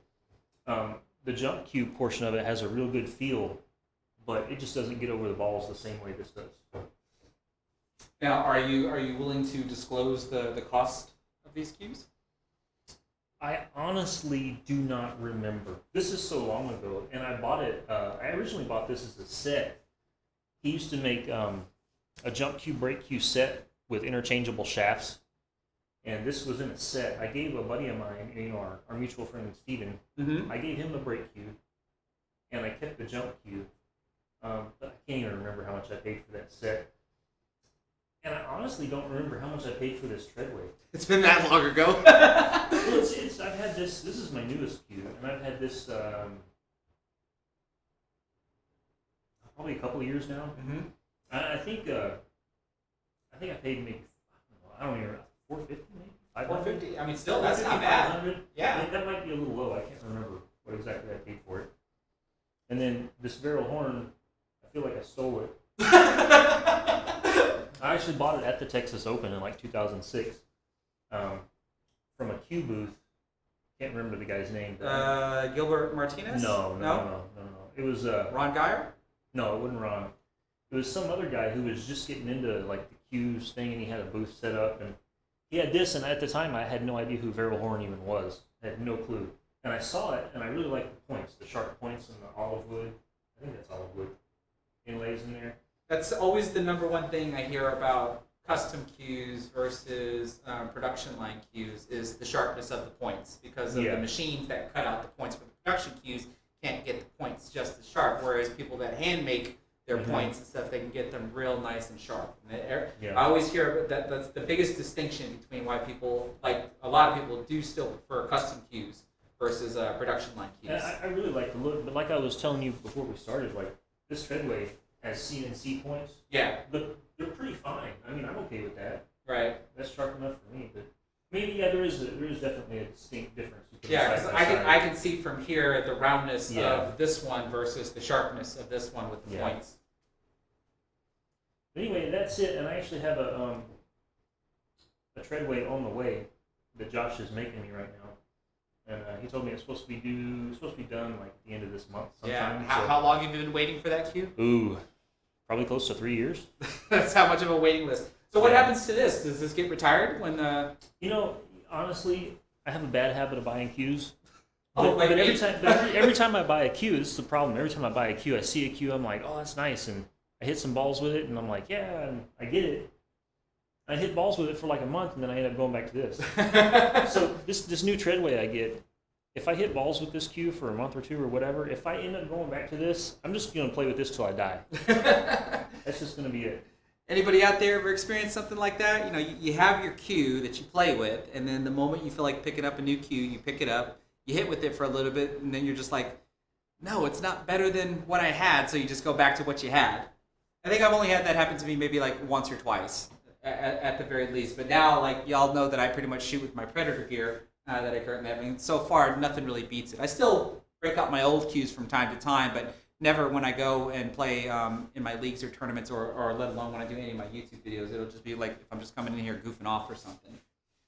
So that's too cool. But there was something special about this from the first time I hit a ball with it. I asked the guy at the booth if I could hit a ball with it, and he said, yeah, sure. And I went over, and I swear I hit one ball, and I was like, I'm buying this. I don't care what he wants for it.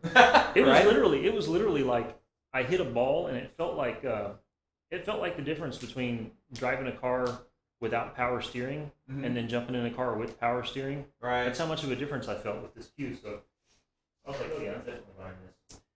All right, so let's see here. Ray Volk, you want to know if there's any more pool tonight? Well, considering that it took us almost 2 hours just to get through that race to 9, I did mention at the beginning we were going to probably do 2 sets, but I think another set to 9 would be a little much. So maybe a race to 7 or would probably be best because we still haven't eaten yet, and it's 9:39 p.m. here. So we don't want to wait too terribly long before we to get a bite to eat. But yeah, we're gonna do one more race. Still same rules and everything else, but just a race to 7 as opposed to a race to 9. But you know, just right now we're just taking just a small little break in case anybody wants to ask any questions. And I know the number one question everybody was asking was, what equipment was Jesse using? So that's why at least we at least wanted to do that. So right now, Jesse, I can tell you there are currently. I saw at one point we had 150 people watching us. Oh, nice. Yeah, that was awesome. I think I found my next niche. People want to see me play people. They don't want to watch me struggle at straight pool. They want me to play like exhibition matches. So maybe I need to start inviting some of my locals over here and just let them gamble on my table, and I do commentary. Yeah, stream matches, and I just do commentary or something. Oh, somebody's asking, where's the baby? Let me go see if I can find him. I doubt he'll come in here.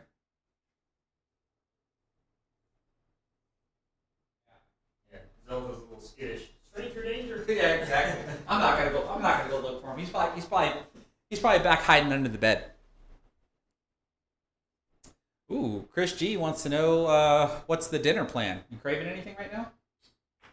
Not really. Like I was telling Chris, it was like it took me like 12 and a half hours to drive here, and I did like the most irresponsible thing you can do as an adult. And I got on the road and I was like, yeah, let's get tons of sweets and like eat them all the way here. So and my stomach wasn't feeling too good by the time I got here. So do me a favor, because you know here, like, because I'll give you this so you can get an idea of how far away Jesse is from the microphones.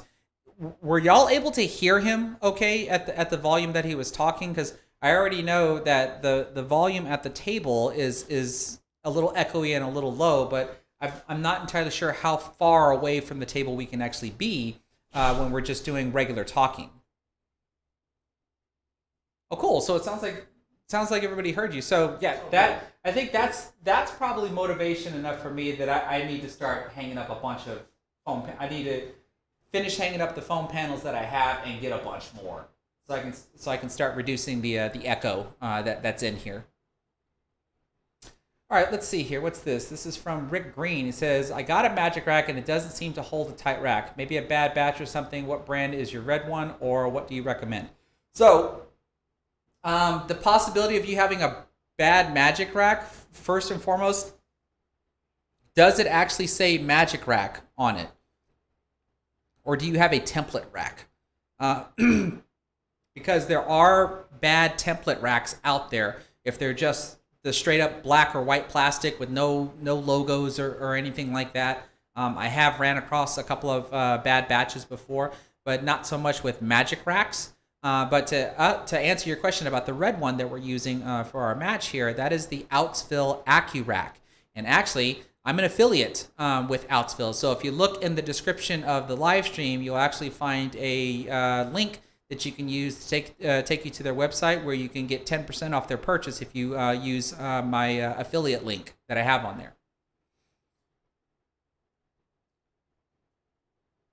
And then SoCal Craigster, you're asking me what kind of microphone do I use? So this here is a, what is this? Audio Technica, and this is a condenser microphone. This is, I think this is referred to as a cardioid condenser microphone. So really, it only picks me up here. It doesn't pick me up anywhere down here. The microphone that I have here at the front, because I have more microphones, let me turn this off here, and all of my microphones are Audio Technica. So the one that I have here that you can't really see is a shotgun microphone, so that way I can pick up a lot of the table sounds, and of course if I stand here and talk, it should sound roughly the same as when I'm standing over the table condenser microphone. And then I have another condenser microphone here, but this one is omnidirectional, so it's picking up on all areas of the microphone. And another one right here that's set to the same thing to be omnidirectional. I have a total of 4 microphones in here, and as you probably should be able to hear, when I'm out here or when we're out here, you can hear the table sounds just fine, like the balls clanging around and everything else. But when we start talking, it's a little echoey and sometimes a little faint versus when we're standing at the front or when I'm standing over here at the desk. But this has been a long work in progress of me trying to set up my area to where I don't have to. I also have a wireless headset microphone that I used to use when I make my recorded content, and I'm slowly but surely trying to work my garage into basically a studio where I can just play and all the microphones pick up my vocals just fine with very, very little echo if I can possibly pull that off. That's at least the dream setup that I've been working on. And I've got cameras galore in here, so you can see I've got a camera here for a face camera, and then we've got the main camera that gives you the table view. I've got a side camera here. I don't know if I can turn on the GoPro without having to get up there. I can certainly try.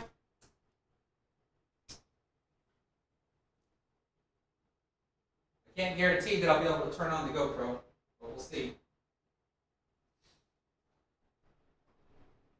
But I do have a total of 4 cameras in here and four microphones.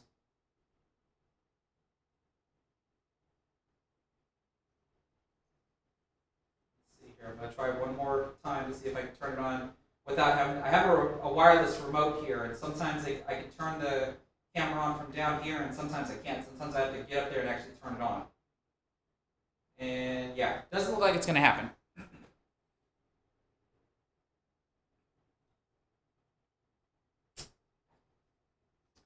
But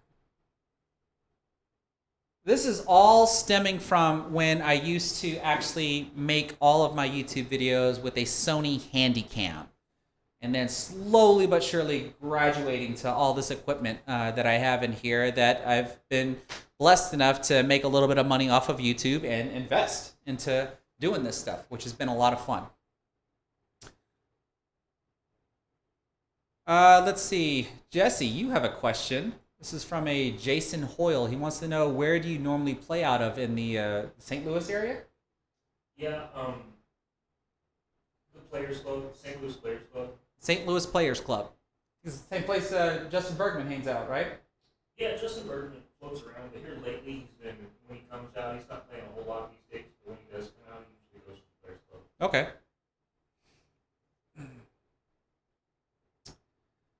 All right, let's see here.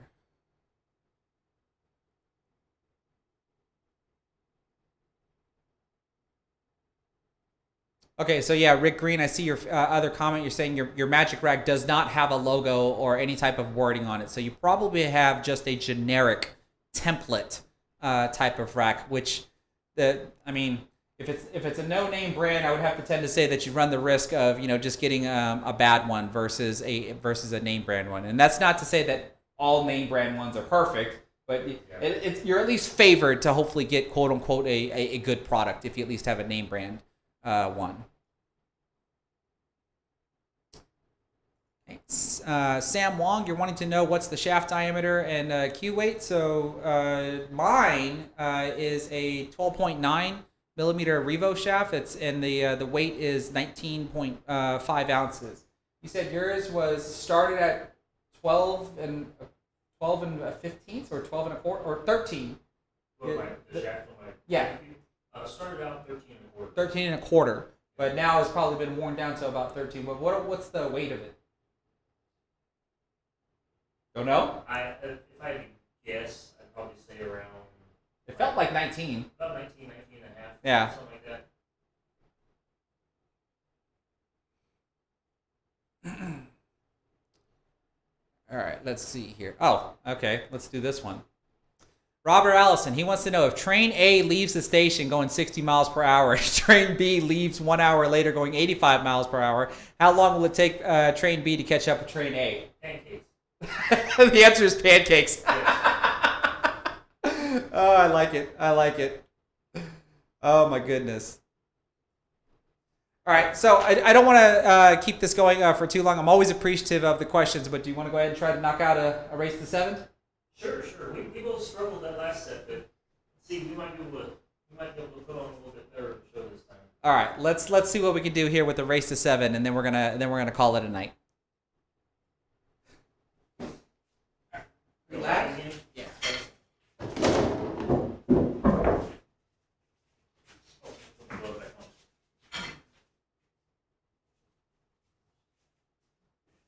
I lag a little bit better. I think last time I stopped like halfway in the table. Jeez.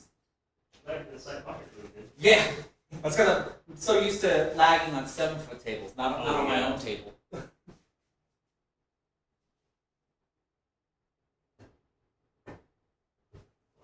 good. Yeah, I at least lagged better, but you still did better than me. You know, when I hit that one.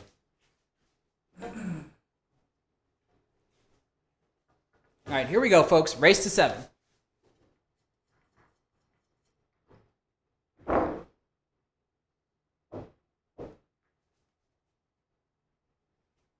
So clearly, though, I think you ought to note, though, that with the way that you were breaking, you had 3 times you didn't satisfy the 3-point rule? Yeah, I think that comes with. I tend to hit the brake harder than I need to a lot of time. And I was telling you, I was practicing this break before I left St. Louis, and it doesn't, with the 9 on the spot, it doesn't seem to be very friendly. If you hit the rack too hard, weird stuff happens, and balls don't go in. And so, try hitting a little softer this time, see if I can get some better results.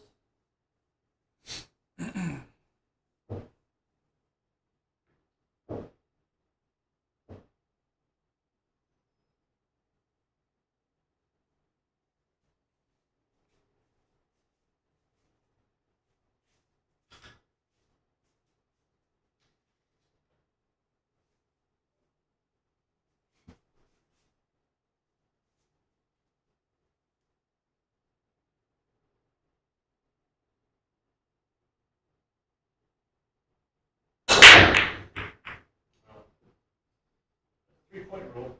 Actually, that's pretty good speed. I just didn't make a ball. Yeah.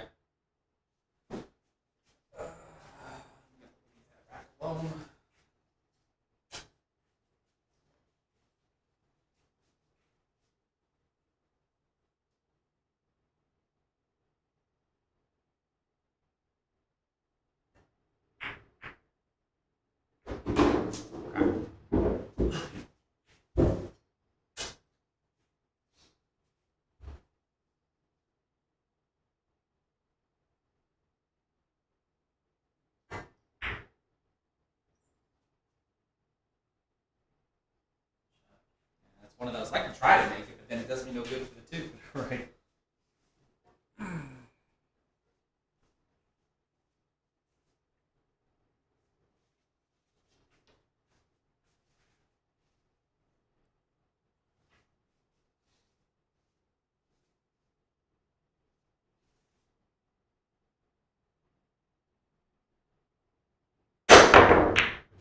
It. Boink.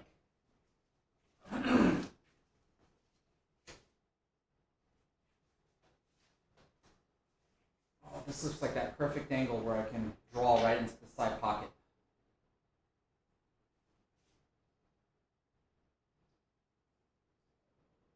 Instead,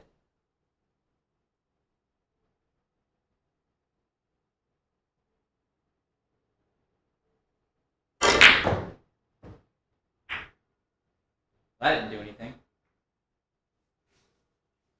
Lucky roll, though.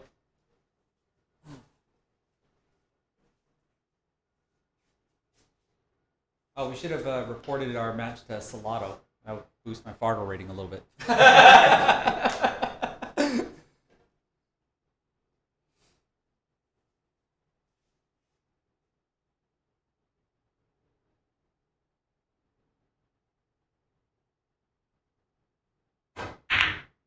gross. Gross. This is actually going to be a long rack. Yeah.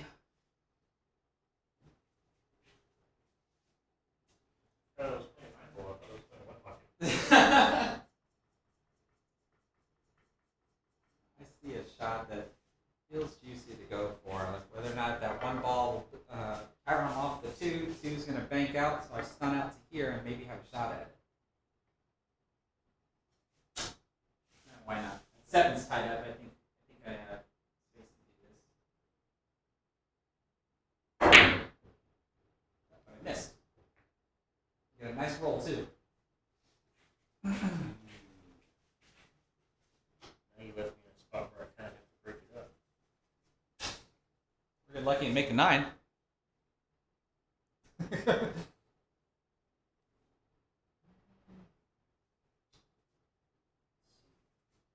I could maybe tear them into those balls and use them to hold the cue ball, but then I run the risk of the one ball not getting to the rail. Yep.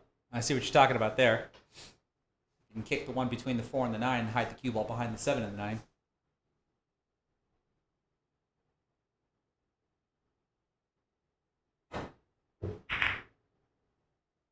Kind of like that. Yeah.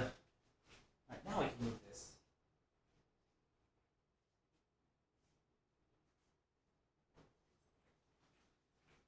Okay. No real chance to attack yet, so I feel like I'm playing chess.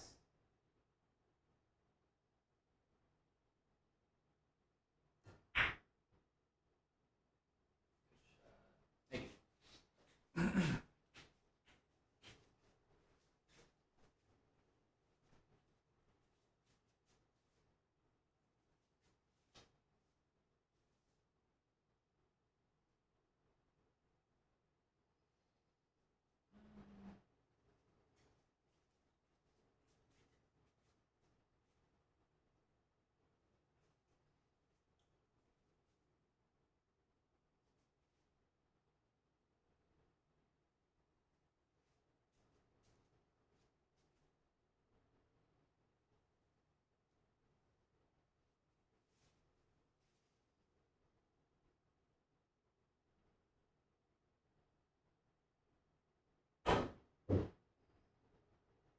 Oh, nice try. That was almost the perfect hit. Right off the side rail, and you would have kicked it in. I'd be wondering if you'd come over here and scratch that with the angle that you were coming at, or you'd hit right here. Yeah. One of those shots, I was hoping to hit it full. That way, if I didn't make it, it'd bank up here and maybe lose some distance. This is like the perfect spot. What do I do here?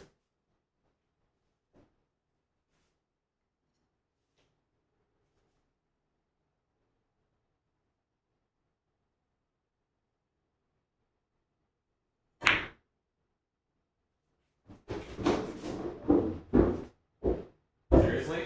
How do you scratch from there? Yeah.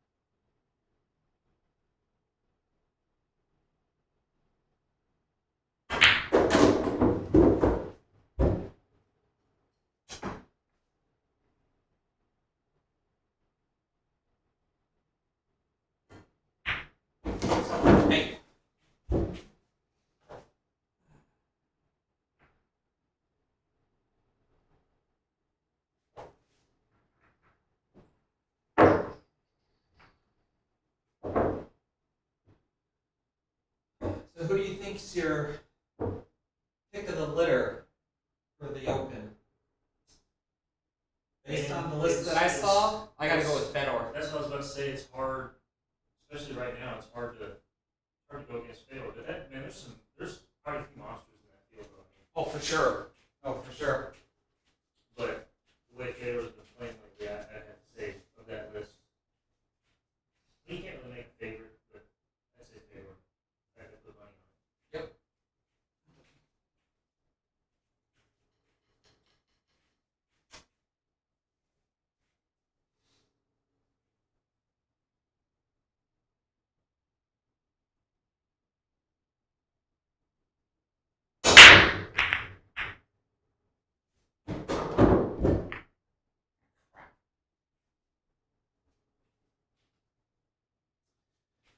Yeah, cue ball's not supposed to come down there. That changes everything. I'm gonna have to pull out.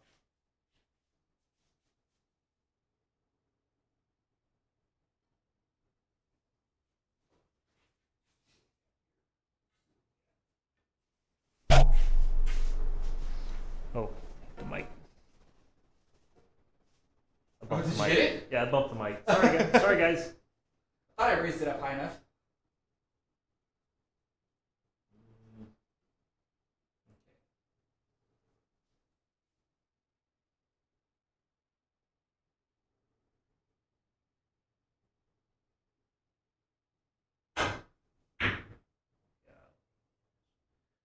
Way too thin.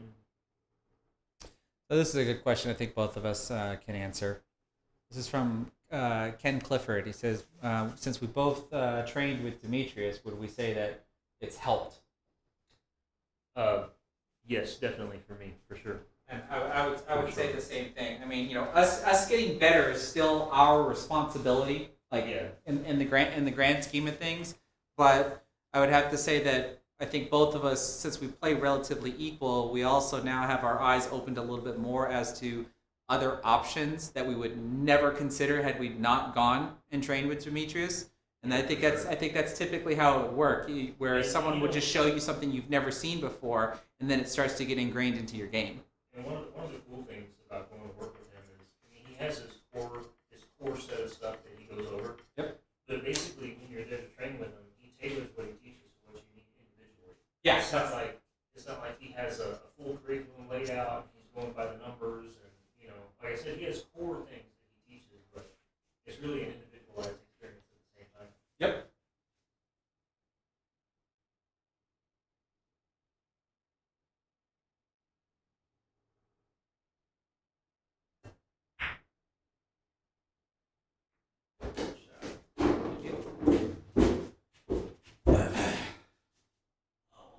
I'm hoping I didn't do that.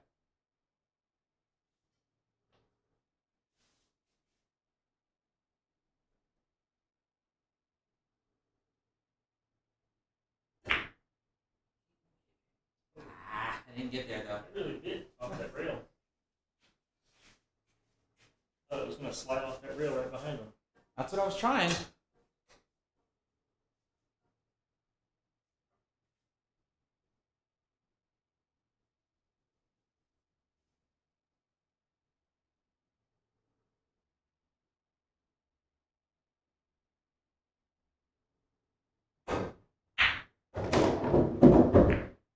Shot. Didn't really try to do too much with it.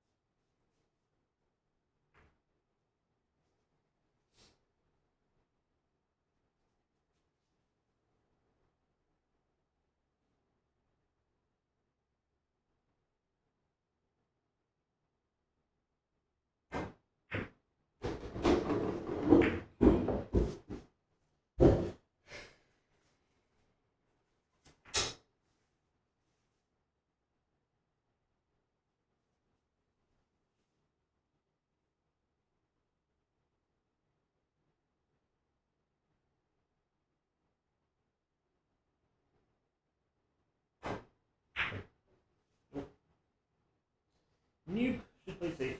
Should play safe. So Joshua Lemmert, you want to know if we're traveling together to the Texas Open? The answer is yes. Now, I live in Texas, but What my buddy up, Jesse Josh? lives in St. Louis, Missouri, so he drove down here. Josh is one of my normal practice buddies. Oh, well, there you go. Yeah, but Jesse and I go way back, so he came into town to play in the Texas Open, so I have him staying here with me at my house. Yeah, Josh is a good dude. We have some good practice sessions. All world.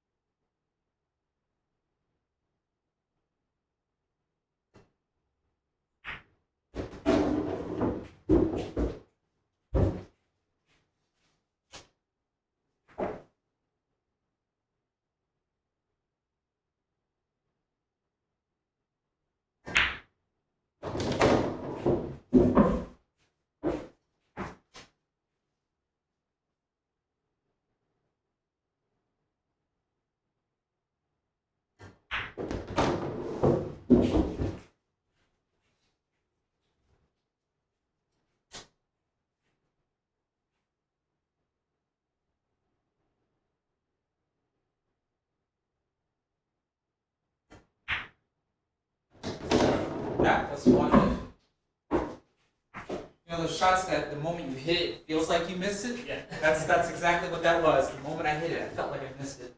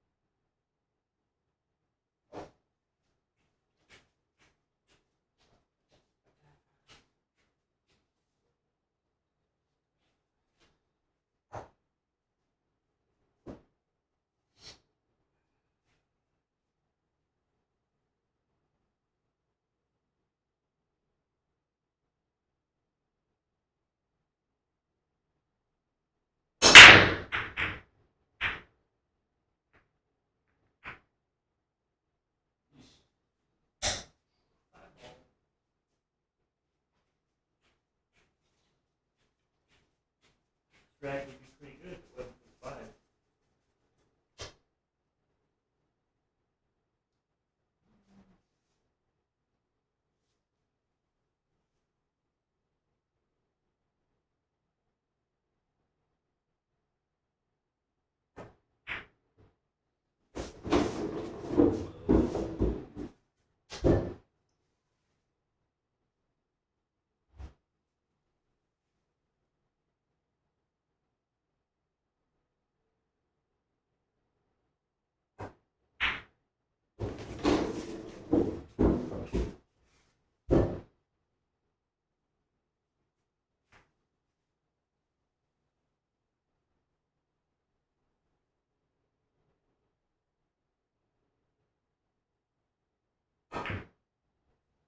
Oh, he went for it, folks.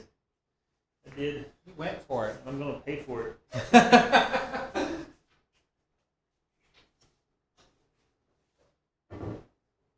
another good question someone's asking, but I think it's going to be a long-winded answer, so we'll answer it after this rack. Okay.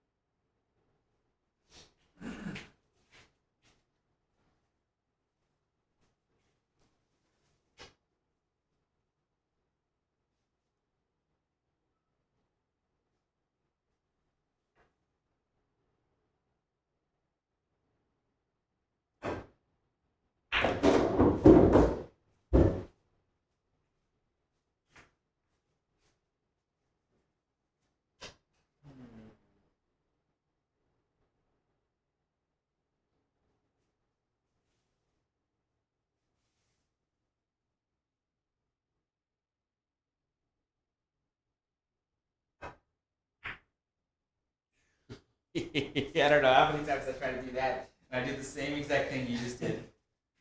Really try to finesse spin the ball in, and you end up undercutting the ball.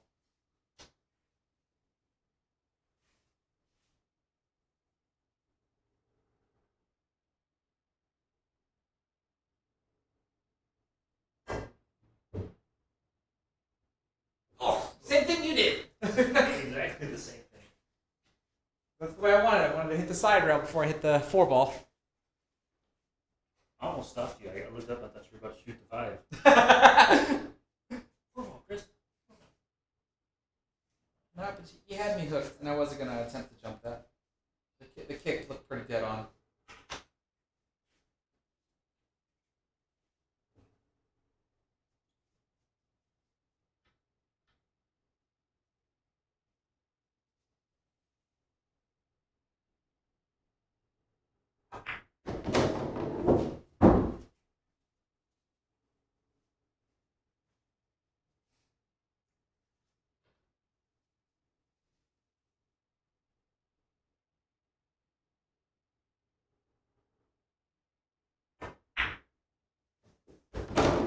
Good shot. Good shot. Boy.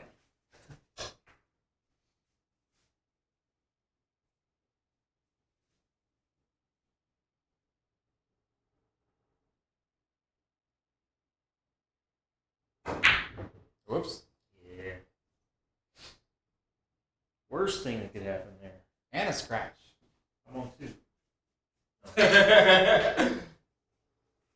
Should be on 2 after that.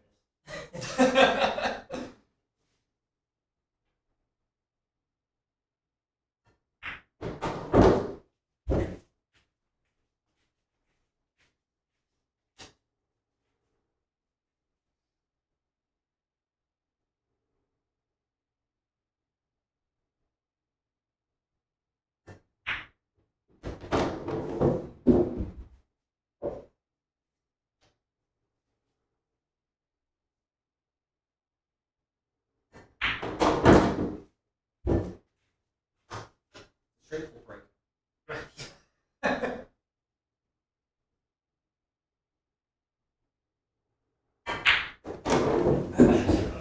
Yep.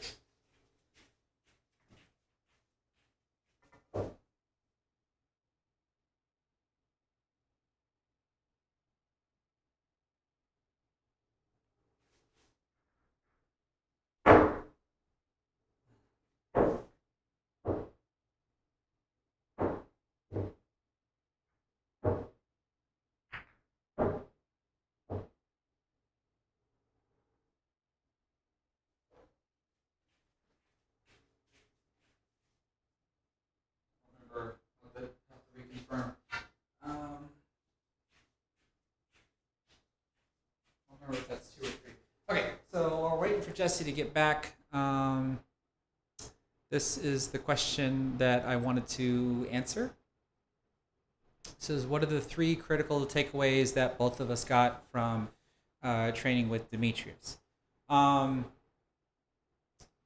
I'd have to say for myself, before I went to train with Demetrius, I was always the type of player that basically adhered to the simple principle of the shortest distance between 2 points is a straight line.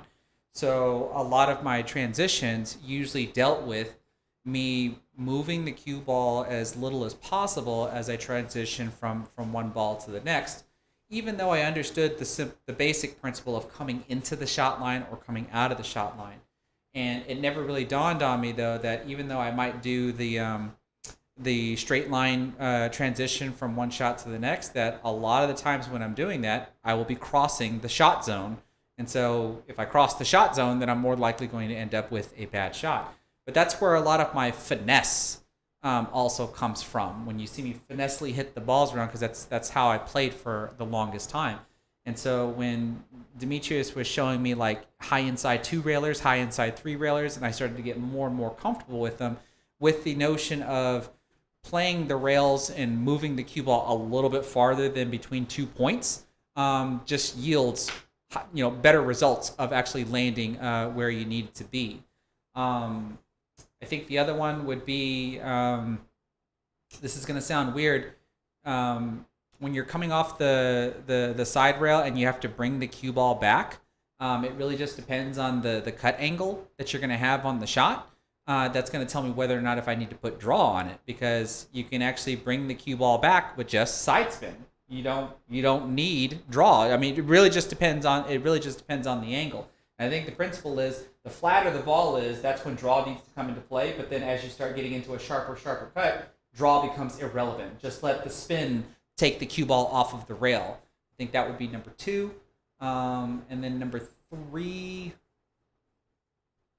I think number 3 would have to deal with a video that I actually want to make, which has to do with an exercise he had me do called his 3 times drill, and I have a permission to make that, and that's the idea to where you play with like 5 or 6 balls on the table. You don't use a full rack or a full 9-ball rack, and you try to run them out, but you have to shoot each shot 3 times. But you also have to mark where the cue ball lands all 3 times for all 3 shots, and then you end up shooting the next shot from the worst position that the cue ball landed. And so what that's basically supposed to teach you is, if you actually choose a good route to transition from one ball to the next, then that scatter pattern of where your cue ball landed 3 times should be like really close together. But if you find out that you try to play the same shot 3 different times and the scatter pattern is just like just tremendously wide, then chances are that's probably not the best way to play that type of transition. There's probably an easier transition where your scatter pattern will be a whole lot closer. And so that makes me think a whole lot more about how to transition from one ball to the next, as to, I know there's more than one way to do it, but then what's the way to where I will make the shot and more than likely land where I want to land. I think those would be my 3 biggest takeaways. And so you're asking also what was my Fargo before and after. I was a 614 before I went to Demetrius, and now I hover around the 630 since I've been there. So I think that's pretty well evidence that what he taught me has helped at least improve my Fargo rating over time. So the question I was talking about that we would want to answer is, what are the 3 critical takeaways that you got from the Demetrius, and what was your Fargo before, and did your Fargo improve afterwards? So in front of the camera. So three big takeaways for me. A lot of it was how I played position. I won't go into any details or anything, but he really does. He shows you. He gives you different cue ball tools to play position. It's all about using the most accurate gun to hit the smallest target. Right. So, and a lot of people think they're playing shape correctly. And from my understanding, Demetrius invented the 3 times drill you were just talking about, to show people just how bad their patterns are, because you can't complete that drill playing bad patterns. It's just not going to work. Right. But big takeaways for me were different cue ball routes, learning how to use the right shot to play really tight position when you. I'm tired, man. No, I get it. But my brain's not working. But different cue ball routes is no different than what I was talking about. Right, Just right, different right. ways to transition the cue ball. One of the big things for me that he really, really helped me with was mental game. We actually spent a lot of time, like I said earlier, it's more of an individualized experience. So maybe the things he goes over with me are not necessarily the same things he would go over with Chris. I mean, the core things we're talking about, like patterns and stuff like that, is stuff that he covers with everybody, but he kind of gets to know you and coaches you on the things he thinks you need the most improvement on. Yep. And for me, a lot of it was mental game.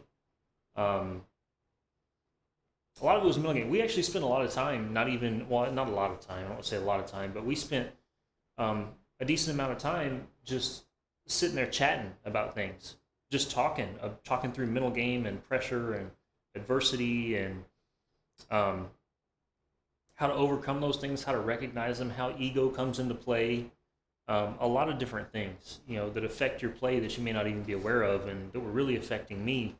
So that was a huge big thing for me. Really helped me out a lot.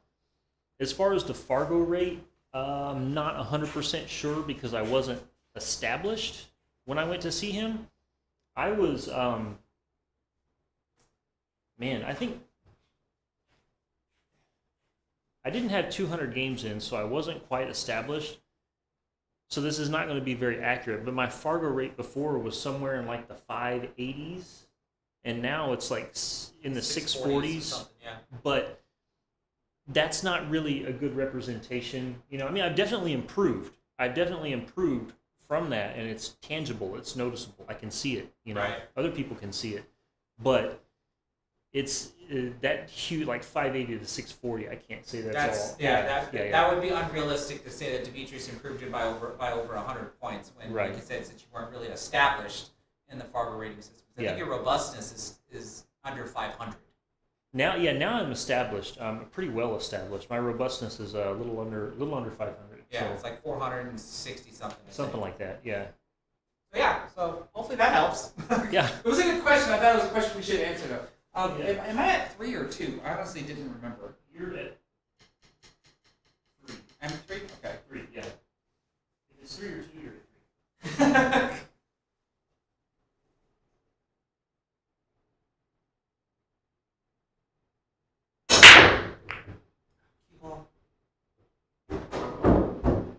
Get out of the way, Nate. Consistent with that ball though. Cross side. Mm-hmm. Sometimes I still get the wing ball to go as well.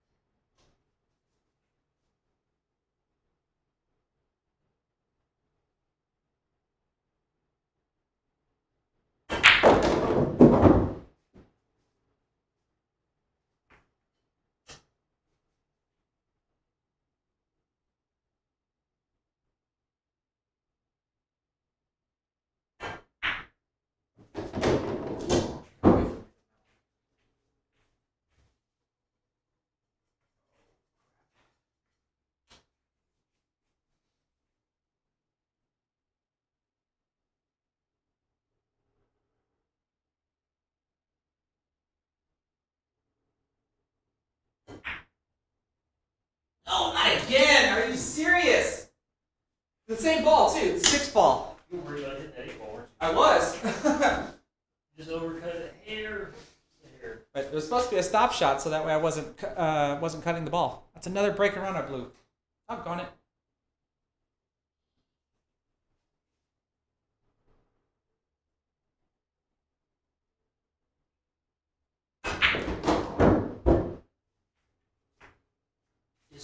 I love distance. Hi Kia, how you doing?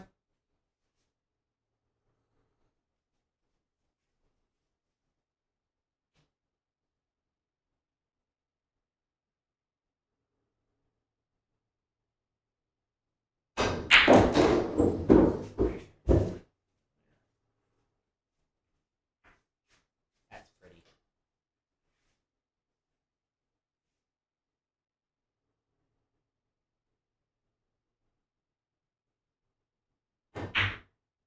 Shot. Snuff one out. Oh. See, I come to think about it though, since I missed the 8 by overcutting, I would tend to believe that if I made it, I would have hit the 8. Since I'm hitting the ball, I would be hitting the ball thicker. Maybe not. I mean, I could see it. I had a perfect line, man. You missed that 4 by like literally, like if it was, Yeah. like maybe not even an eighth of an inch further over, you would have made it. I didn't see how close you were to hitting the 8 though. Were you pretty close? I think I just barely missed it. I think if I would have pocketed the 6, I mean, it still would have been good because if I'd been pushing the 8 towards that pocket, like I probably would still have a shot on it.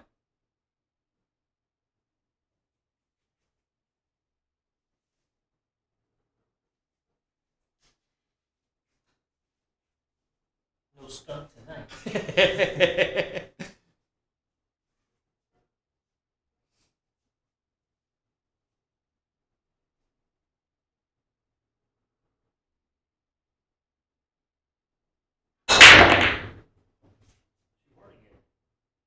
Yep, that is an unsatisfactory break, which broke dry anyway.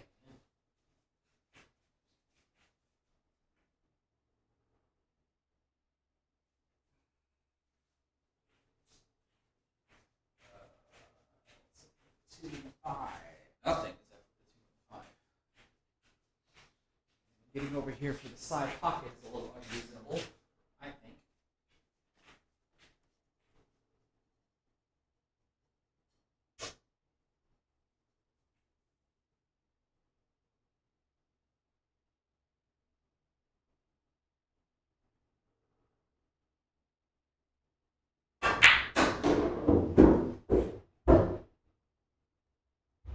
What? Yeah, besides the leave, that is one of the biggest shots that I learned from Demetrius is doing stuff like that. Besides getting a crappy leave, I normally would not shoot that shot like that. I would have done something completely different. But I'm very comfortable doing that shot now. I was just saying, like, what? Like, how unlucky do you have to be to come on the perfect line to... Right?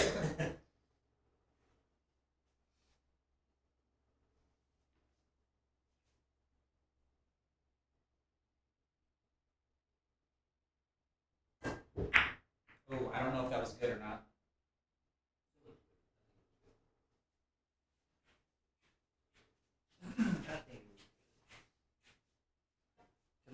We can let the audience vote real quick if you want. Does anybody think that was a foul? And we'll go with what y'all say. I obviously couldn't tell from my vantage point. Jesse thinks it was good. Any of y'all think it was good?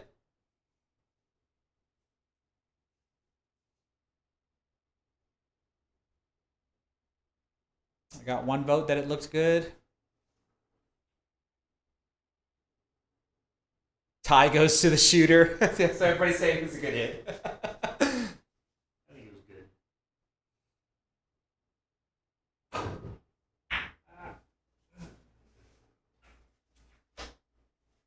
I saw the question about the table. This is an 8-foot Pro-Am table with Pro Cut pockets. So the corners are 4 1/4 and the side pockets are 5 inches.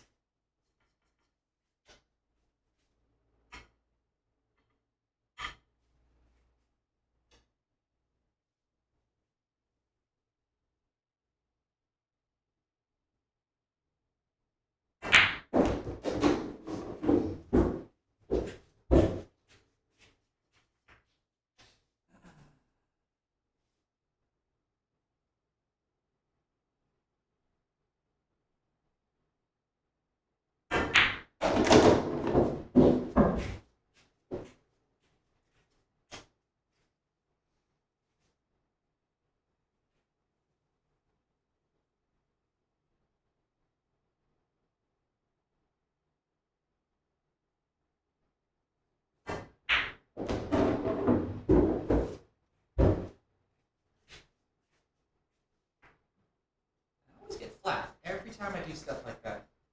Looking for that perfect angle and end up getting flat instead.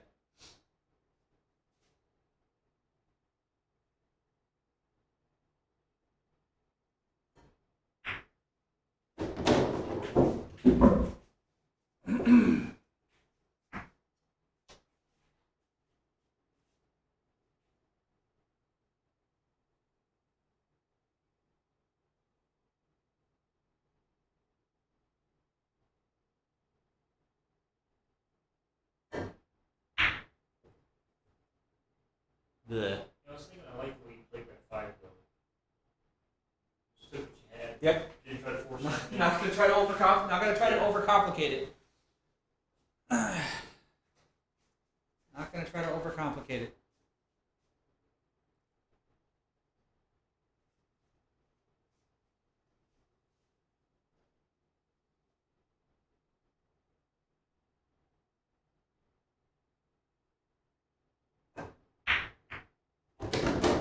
Whoops. Whoopsie. Thought I was going to hit the 9 full, or I wanted to hit full anyway.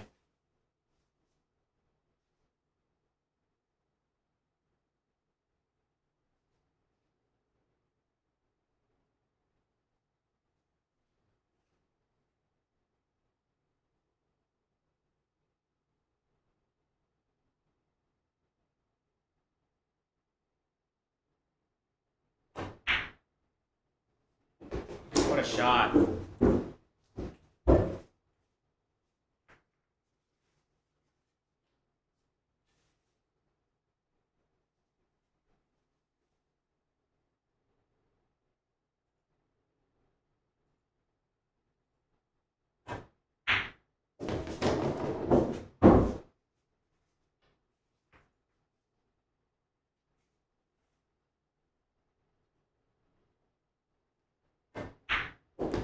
Nice. I like this comment from Ken Clifford. He's telling me and that dang 6-ball. That's the one I keep missing.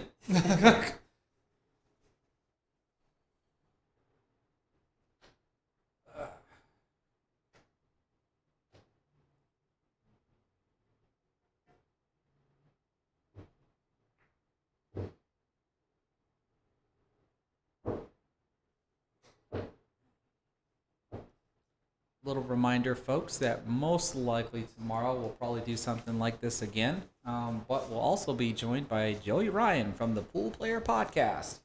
Unless, of course, something goes wrong with work. But it's still a go for tomorrow as far as I know. Consciously tell myself, hit him soft. I kind of came up playing around like, I don't even know if I can blame it on that, man. I've always loved hitting the rack hard. I mean, that's what we did back in the day when we had regular racks. I don't know, it's like hard to turn it off. You know? Yeah.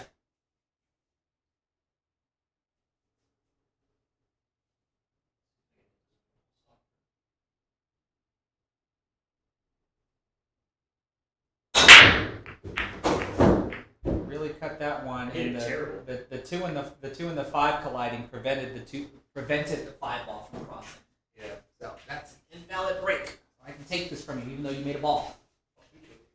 I'm sure you would. Let me take a look at it first, because I don't like that 5-ball. But I don't have the option to push out if I'm going to take this. All right.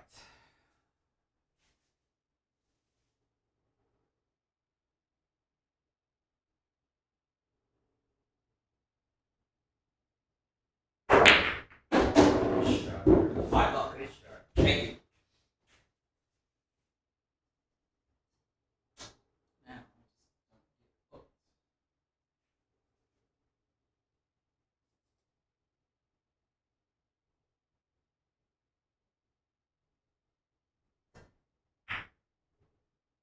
Or if I just make the ball, I'll hook you though. Like I said, I got the position.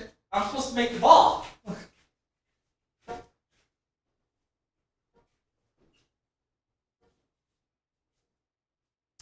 I can answer this. Andy K, you're wanting to know if there's a YouTube channel that'll be live streaming the Texas State Open. Unfortunately, the Texas State Open has never been a free live stream. I don't know if it ever will be. Yeah, it's if you go look up Pool Action TV, that's who will be streaming the Texas Open, and I think they should be streaming now. Nice! What a shot! This is key. I just have to contort my body into a pretzel. What a shot! What a shot! Let's see. Young Tran wants to know if you play anywhere in the Kansas City area. Me? Yes. No, I've played in Springfield. Okay, Springfield, but not Kansas City. No.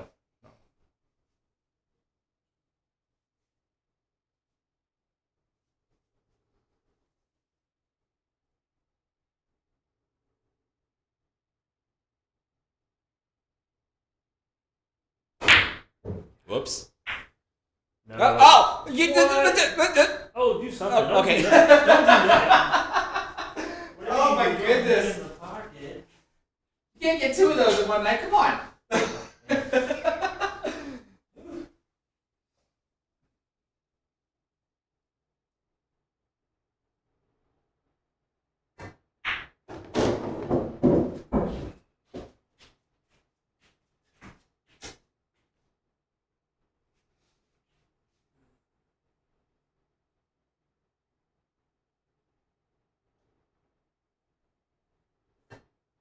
Overcut it. Oh. That one right there was one. As soon as I hit it, I knew I overcut it.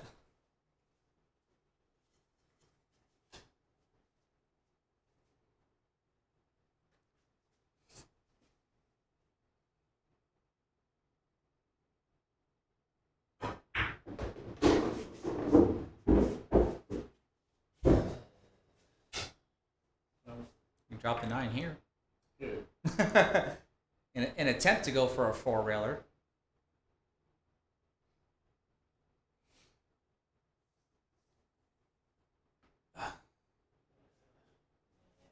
Yeah.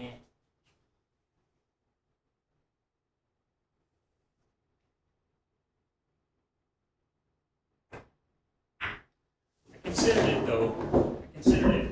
Ooh, get on the 8-ball though. Get for the ball. What are you doing?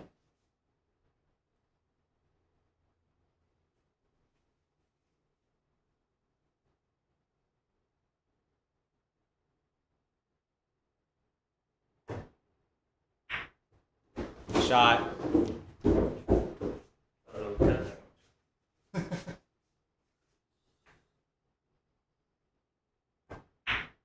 And I believe that's our first cheese. Cheese. 3-3. Race to 4. Let's see. I did see a comment that I want to highlight.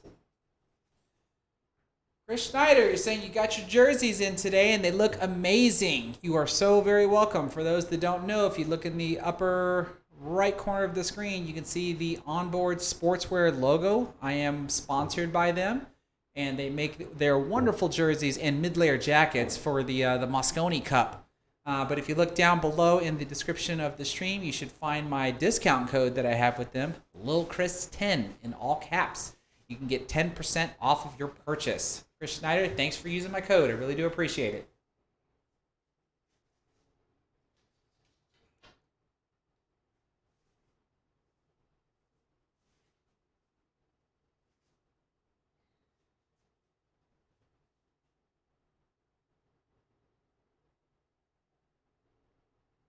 I just can't turn it off, man. Yeah. I just can't. I can't stop. Famous YouTuber, I managed to take the first set down 9-7. It was a close one.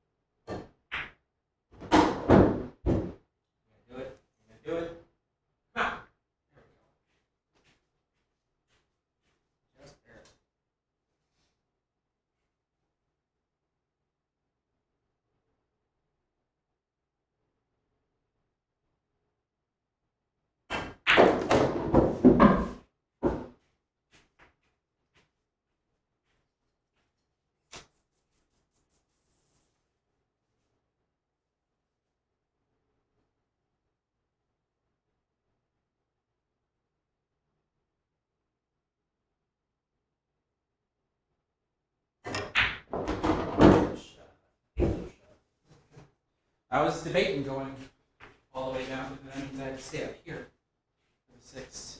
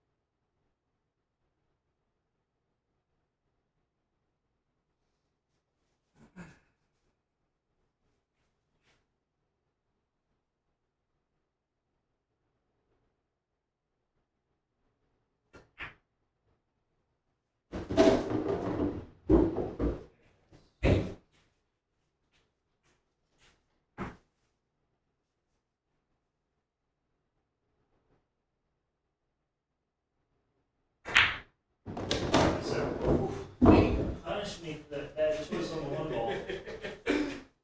I think my fatigue is starting to wear in as well. You're on coffee. I'm on water.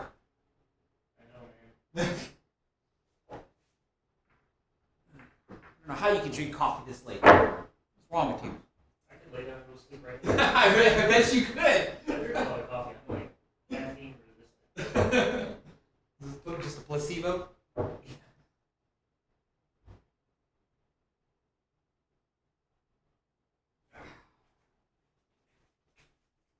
Every once in a while, I'll come off the caffeine just to wean myself off of it. Mm-hmm. And I'll be like dead tired for 3 days and have headaches. Withdrawal. And... yeah, exactly. Yeah.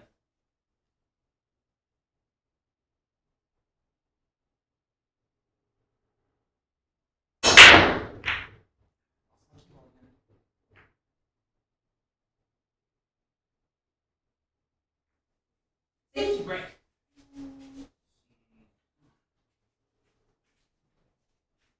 Roll out. Maybe. Yeah,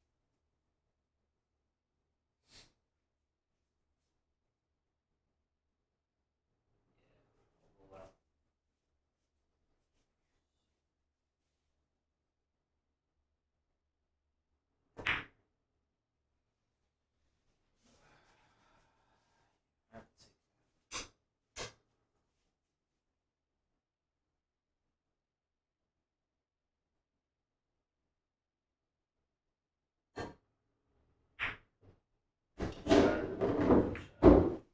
What are you doing? Oh, are you serious?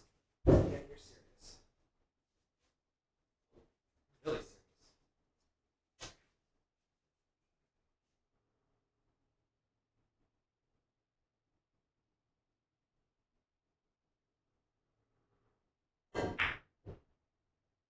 That's why I'm feeling ballsy. Oh, come on! Look at that. See? This is all. That's on purpose. That's not me getting lucky. That's on purpose. That's my shape for the 3.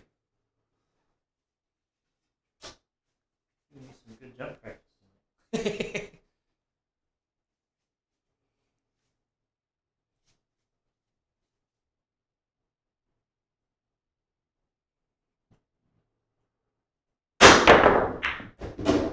What a shot.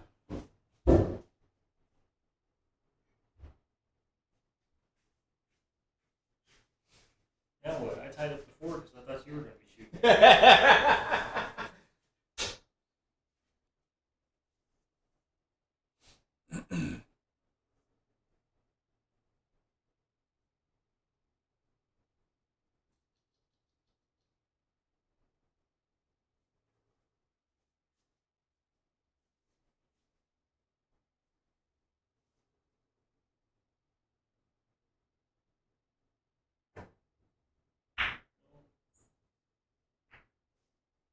I don't want to shoot that.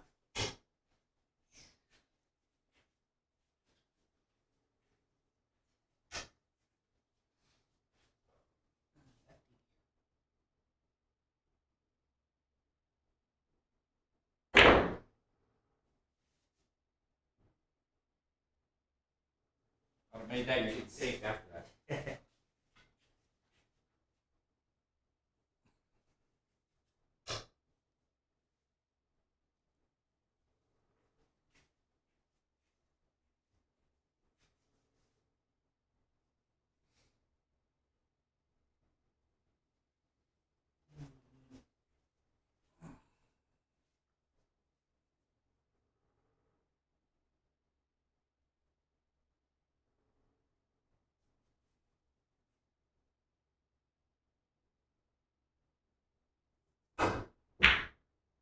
Good hit.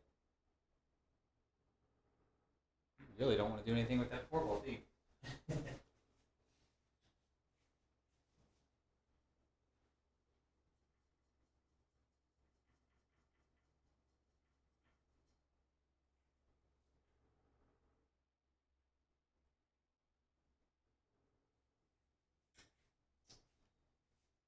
Well.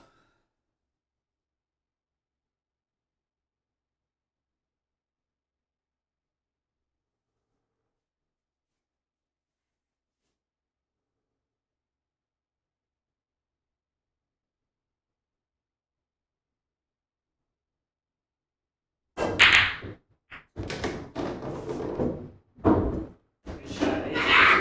Whatever. You swung at it, you got paid. Whatever. APA.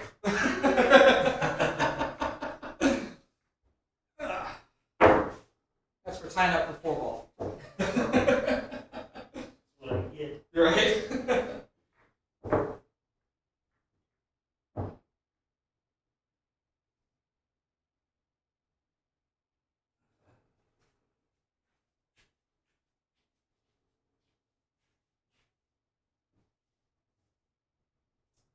Come on.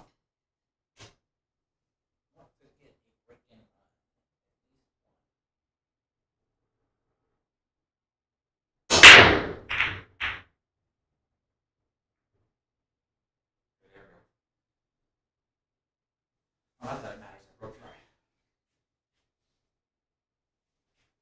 Give you a racket run though. That's what I was about to say. Pretty decent. Maybe.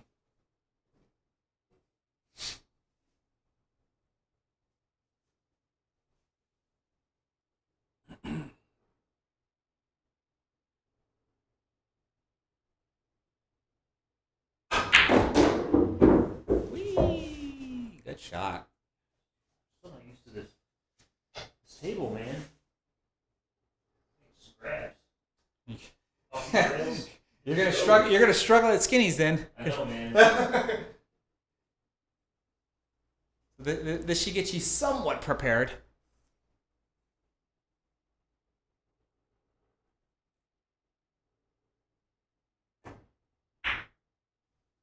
Shot.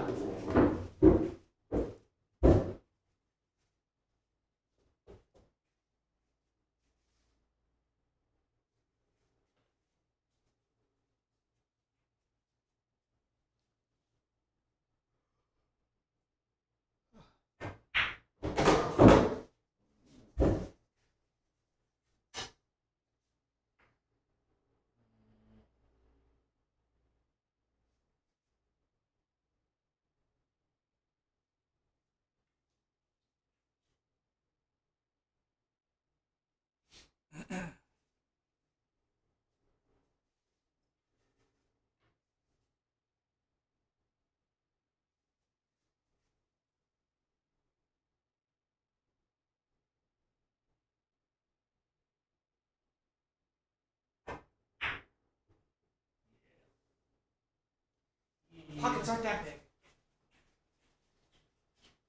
Oh, what a weave though. What a weave. Let's see. Do I go for the hit or do I go for the make? The make is there. And I might get shaped.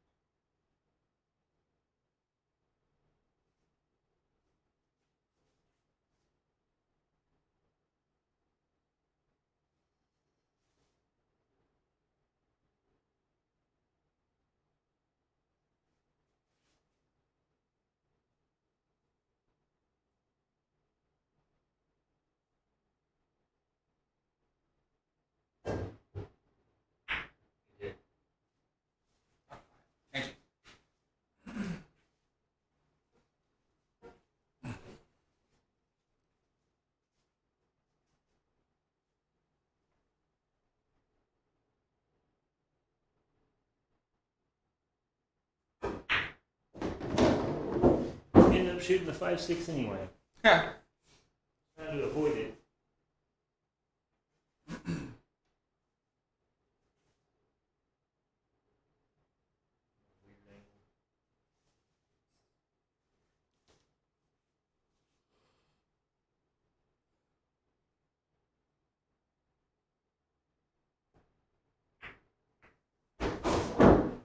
Uh-oh.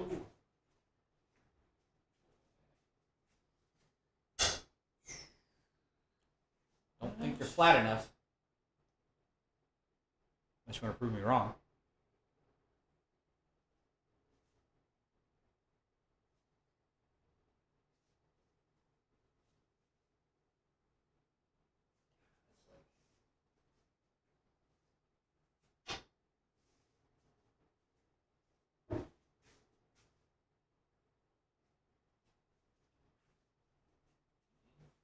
Might not be as bad as it looks.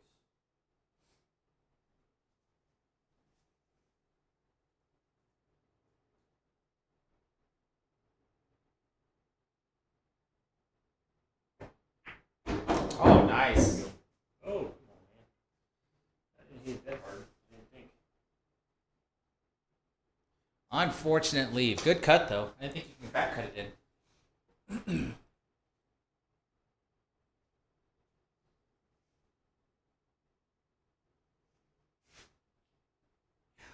I need to put a little bit of inside on this, but I can't. Because the 8-ball's blocking the right side of the ball. I have to go the other way or hit it with a plain ball, but then I'm going right toward the 9. Hit it with center ball and see what happens. Take your medicine.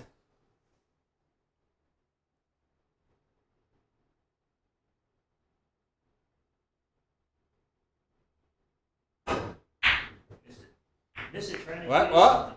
something. Nah. No dice.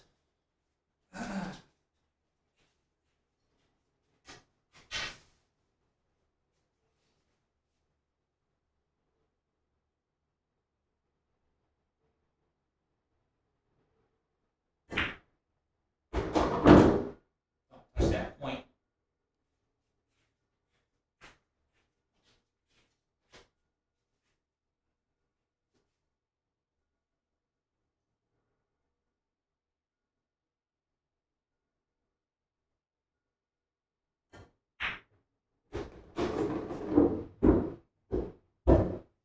I actually thought I underhit that.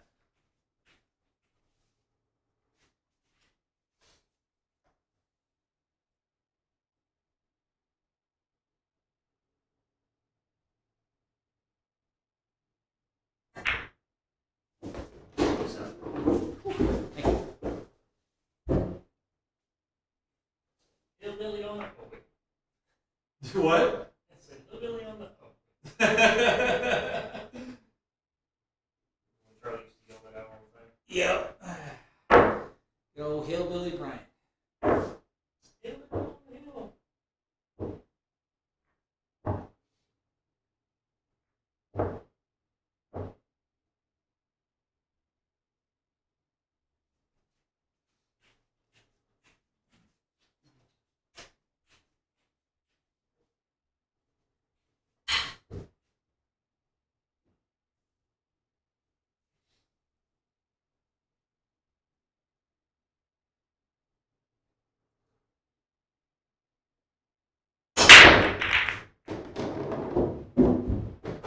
We ball to go that time.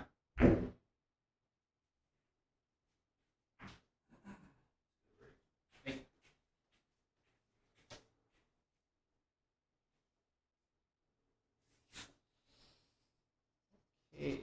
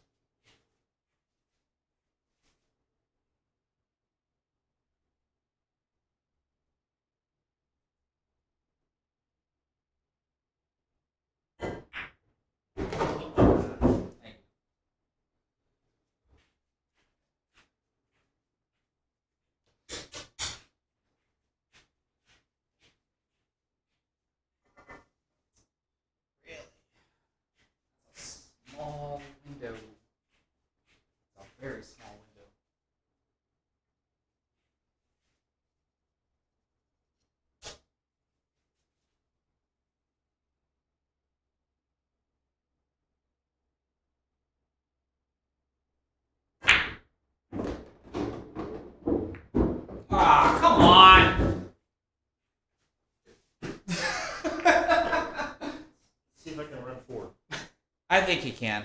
I don't know. A little bit, Seven's weird. little tight maneuvering, but I think he can. At least it wasn't the 6 ball. Seven's weird. I don't know, man. Like, seriously, I don't know. Perfect on the 6. Close to it, right?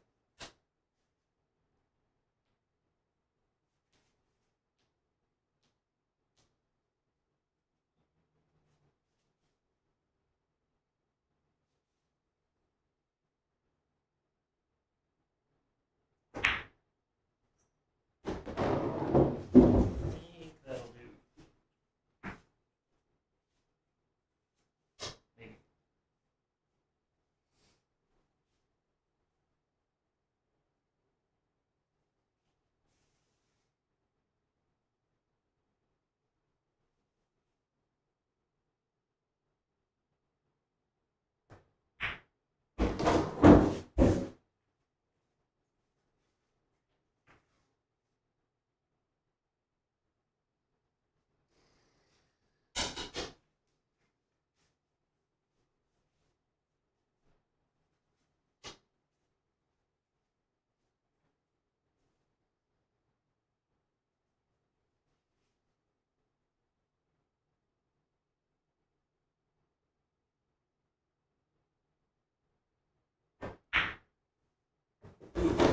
Ooh, he's gonna make it interesting, folks. Haven't made a bank on this table yet. Everything's been going short, though, so. I know which way I have to adjust. And it went long. Wait for it. Wait for it. Freaking sucker. What are you talking about? Sucker. Didn't you just show me this before the stream? Oh, don't be using my tricks. Don't be using my tricks. You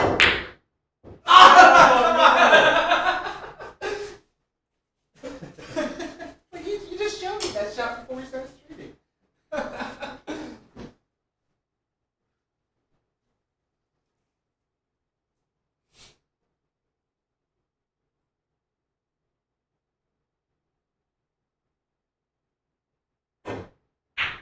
Good shot.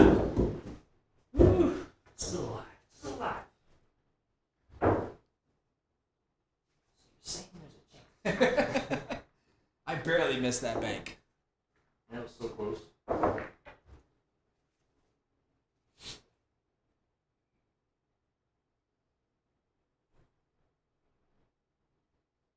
We've got some troopers, Jesse. There's still over 120 some odd people watching us. Thank you so much for being here. Thank you guys for tuning in. This is a lot of fun.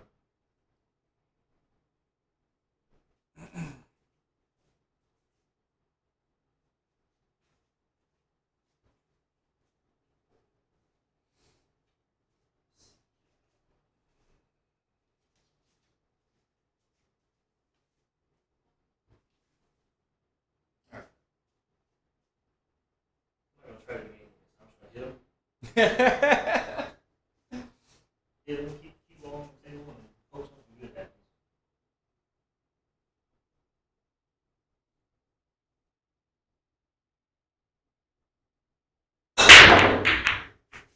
Nothing good happens. Oh. Just the dry break. Oh, it's foul too. I didn't satisfy 3-point rule. But it's a dry break. Well, yeah, right. Well, yeah. I guess it doesn't matter if I break right. Yeah. Does not matter since you broke dry.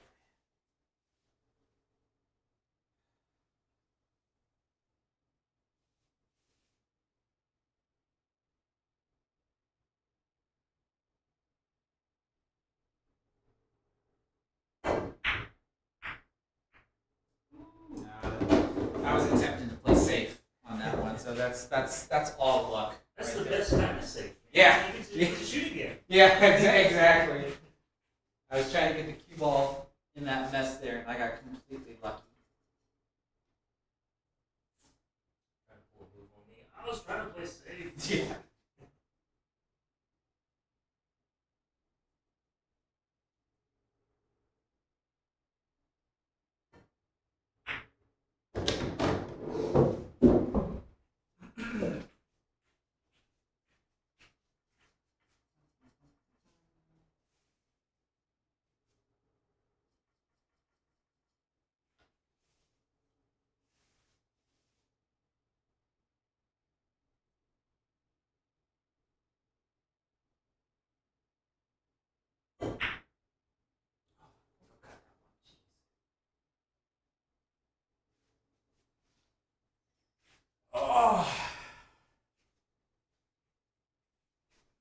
setting's not nice.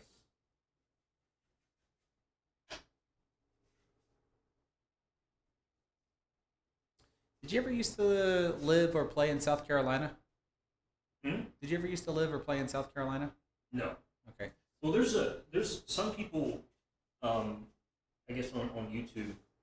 So there's some guy somewhere that goes by Jaybird who's a really good player, and that's not me. Okay, yeah, because that's what's being asked here. Nobody actually calls me Jaybird except my family. It's an old family nickname. Mm-hmm.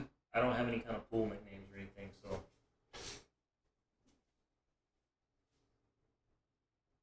22 in Stewart. The score is my 6 to his 4. I'm currently on the hill. And a race to 7.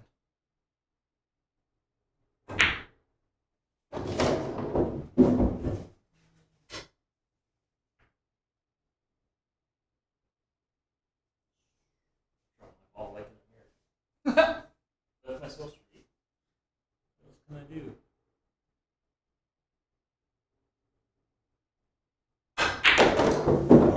Who was it that was saying that, joking around? Do you know what I'm talking about? I think it was on a podcast. Somebody was talking about American players drawing their ball around the table instead of. I'm trying to remember where I heard that I from. made a joke and they said, "Yeah, he's drawing his ball like an American." Right. I can't remember. I think it was on a podcast, and I can't remember which one it was on. It was either the Pool Player podcast or even the Cue It Up Network.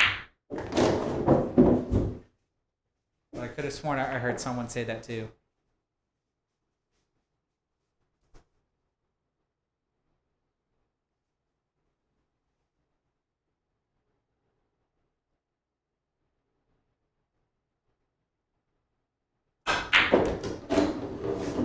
Uh-oh. Too much stroke. Too much. It's not supposed to come that direction at all.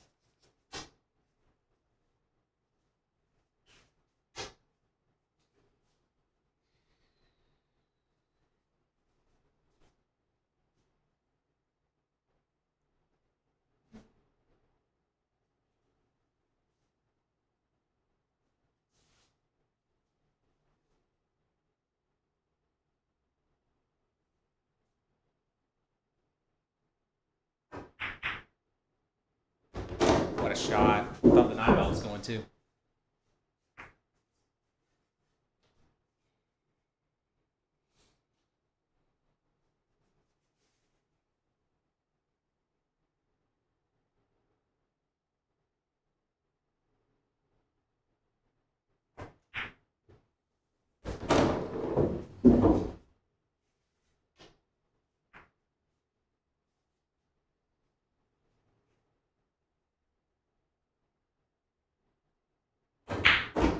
Very nice. Very nice.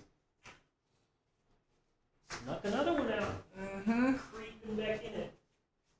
Creeping.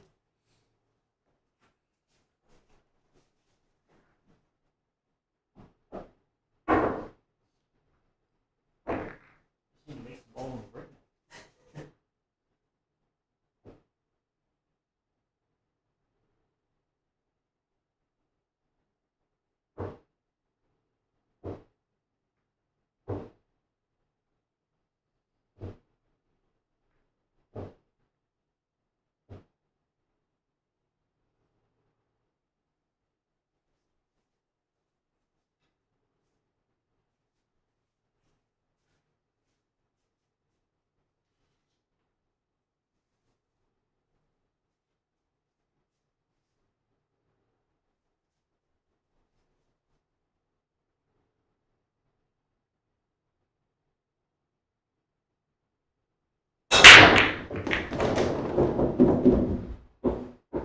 Well, I think that satisfies the 3-point rule.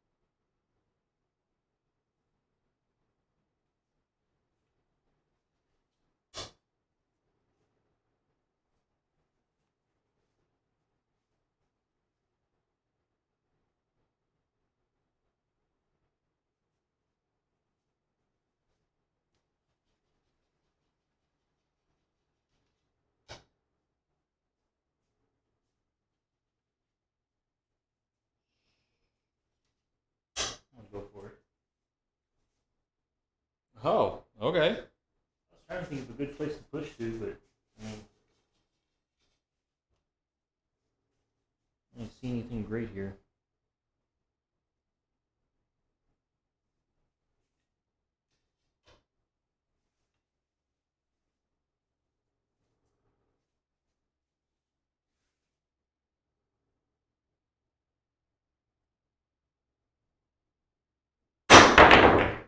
Hit. So listen to this, because I've got the Calcutta for the one pocket event. They did 2 blind picks. It looks like Fedor was the number 1 pick at 3,300. Alex Pagulayan was the second blind pick at 3,200. Tony Chohan, who is not a blind pick, 3,300. I'm surprised he didn't get picked over Alex if that was the case. I know. Man. One pocket starts tomorrow. I thought it started. Well, I guess if they just put, because I thought it started today, but maybe that was just the players meeting today.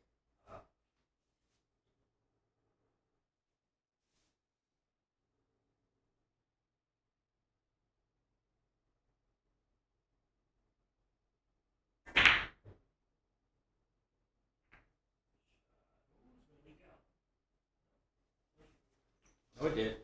Oh, on it. It did.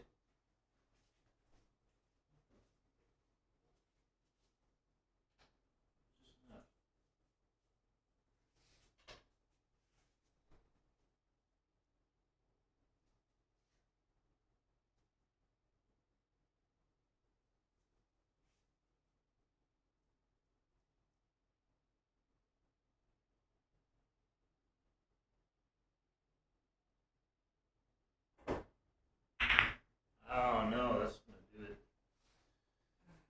Oh, that's gonna do it.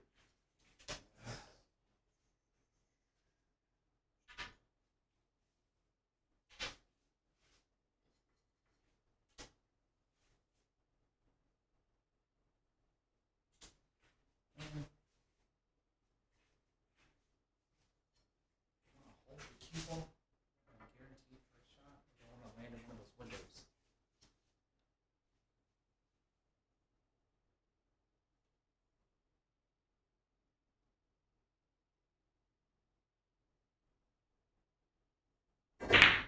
Oh, really? That was a good miss.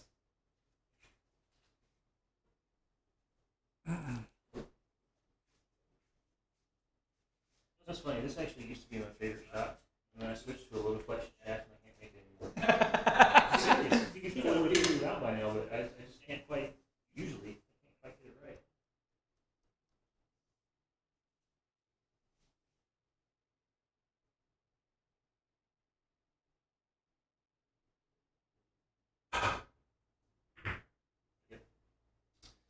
Yep. Yep. My ball's pretty big. Yeah, you got me. There. Okay. My ball's blocking me just enough. I might be able to do a small curve, but if I do that, I don't think I'm gonna get shape.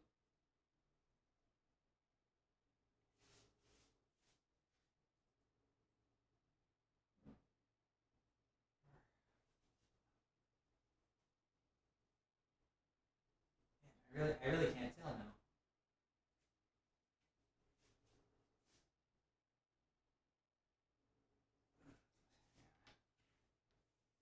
Just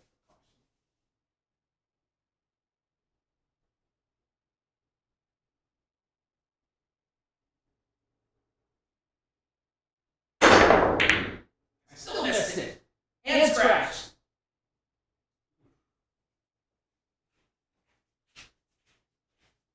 See the ball? Can I see the ball? Yeah. I'm in the set, man. This is not as bad as our first rack. I know, right?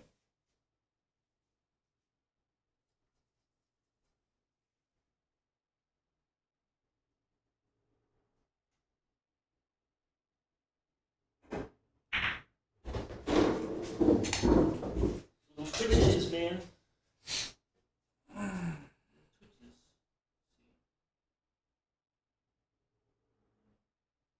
Like it.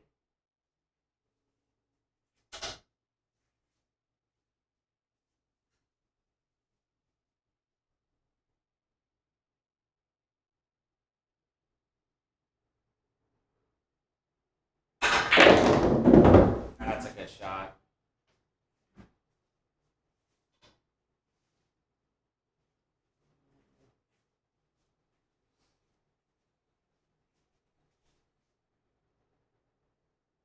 I just don't like it. Just 5 inside. I don't like it. I'm gonna shoot it, but I don't like it.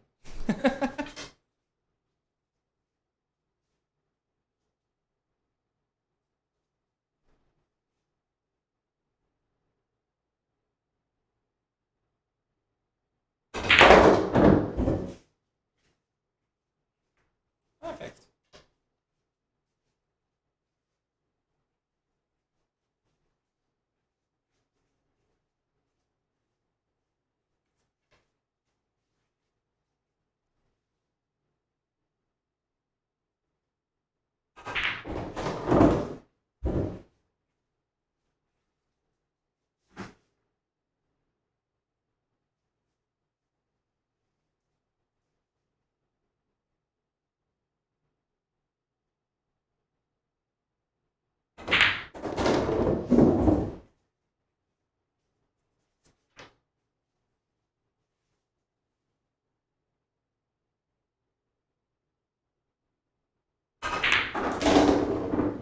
Shot.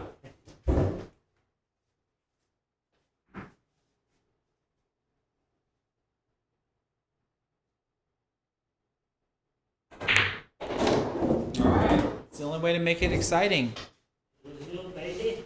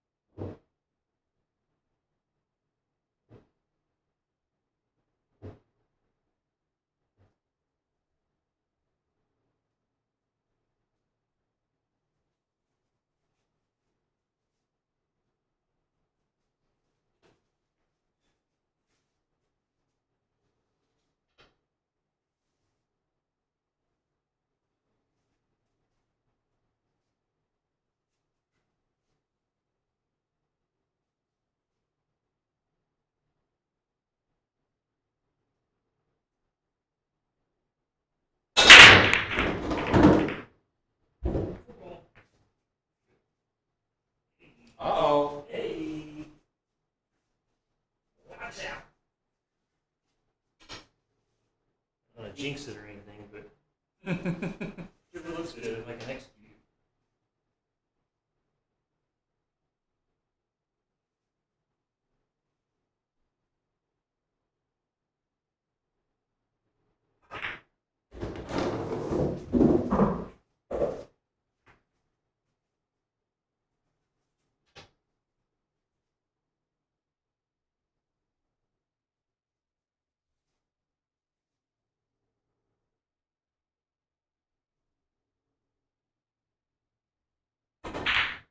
Oh no! Had to make it difficult, didn't I? Find a way to make it difficult.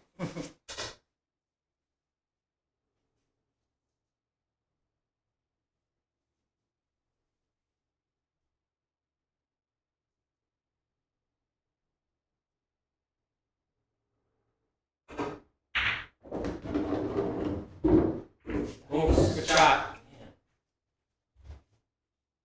Skin of my teeth. Barely hanging on.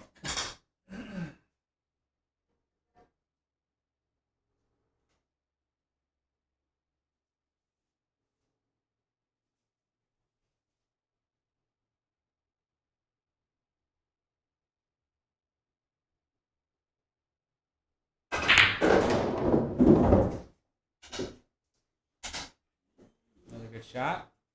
This is going to be an interesting transition.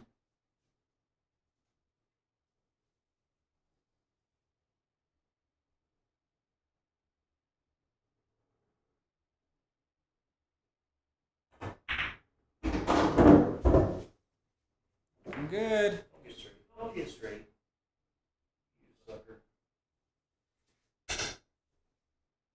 You got perfectly straight too. It looks good on camera. When I look for it over my head, I can see how straight you are. Draw my ball like an American. Here we go. My flat angles. Don't fall into the corner.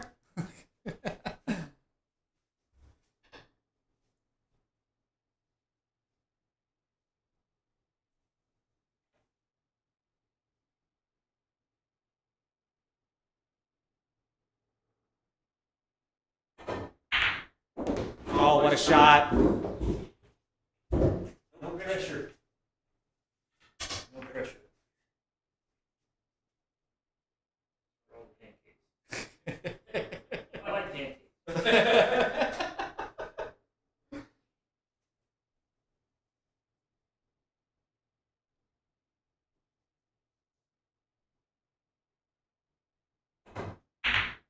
Oh, there you have it. End of the set with a break in mind. Oh, It was the only one of the night. yeah, that was the only one. 'Cause I had like 4 of them, and I blew all 4 of them. Hey, All right, let's see here. Well, folks, that's almost 4 hours of entertainment, and I don't know about him, but I'm actually dog tired. So tired, he came back and won that set hill to hill with a 7-6 victory. I managed to take the first set 9-7, but like I said, we're gonna tune off for the night, but come back tomorrow because we're probably gonna do this again with the company of Joey Ryan from the Pool Player Podcast. and thank you so much, everybody, for tuning in and watching. Absolutely, good times. Good shooting, man. See y'all later. Have a good night.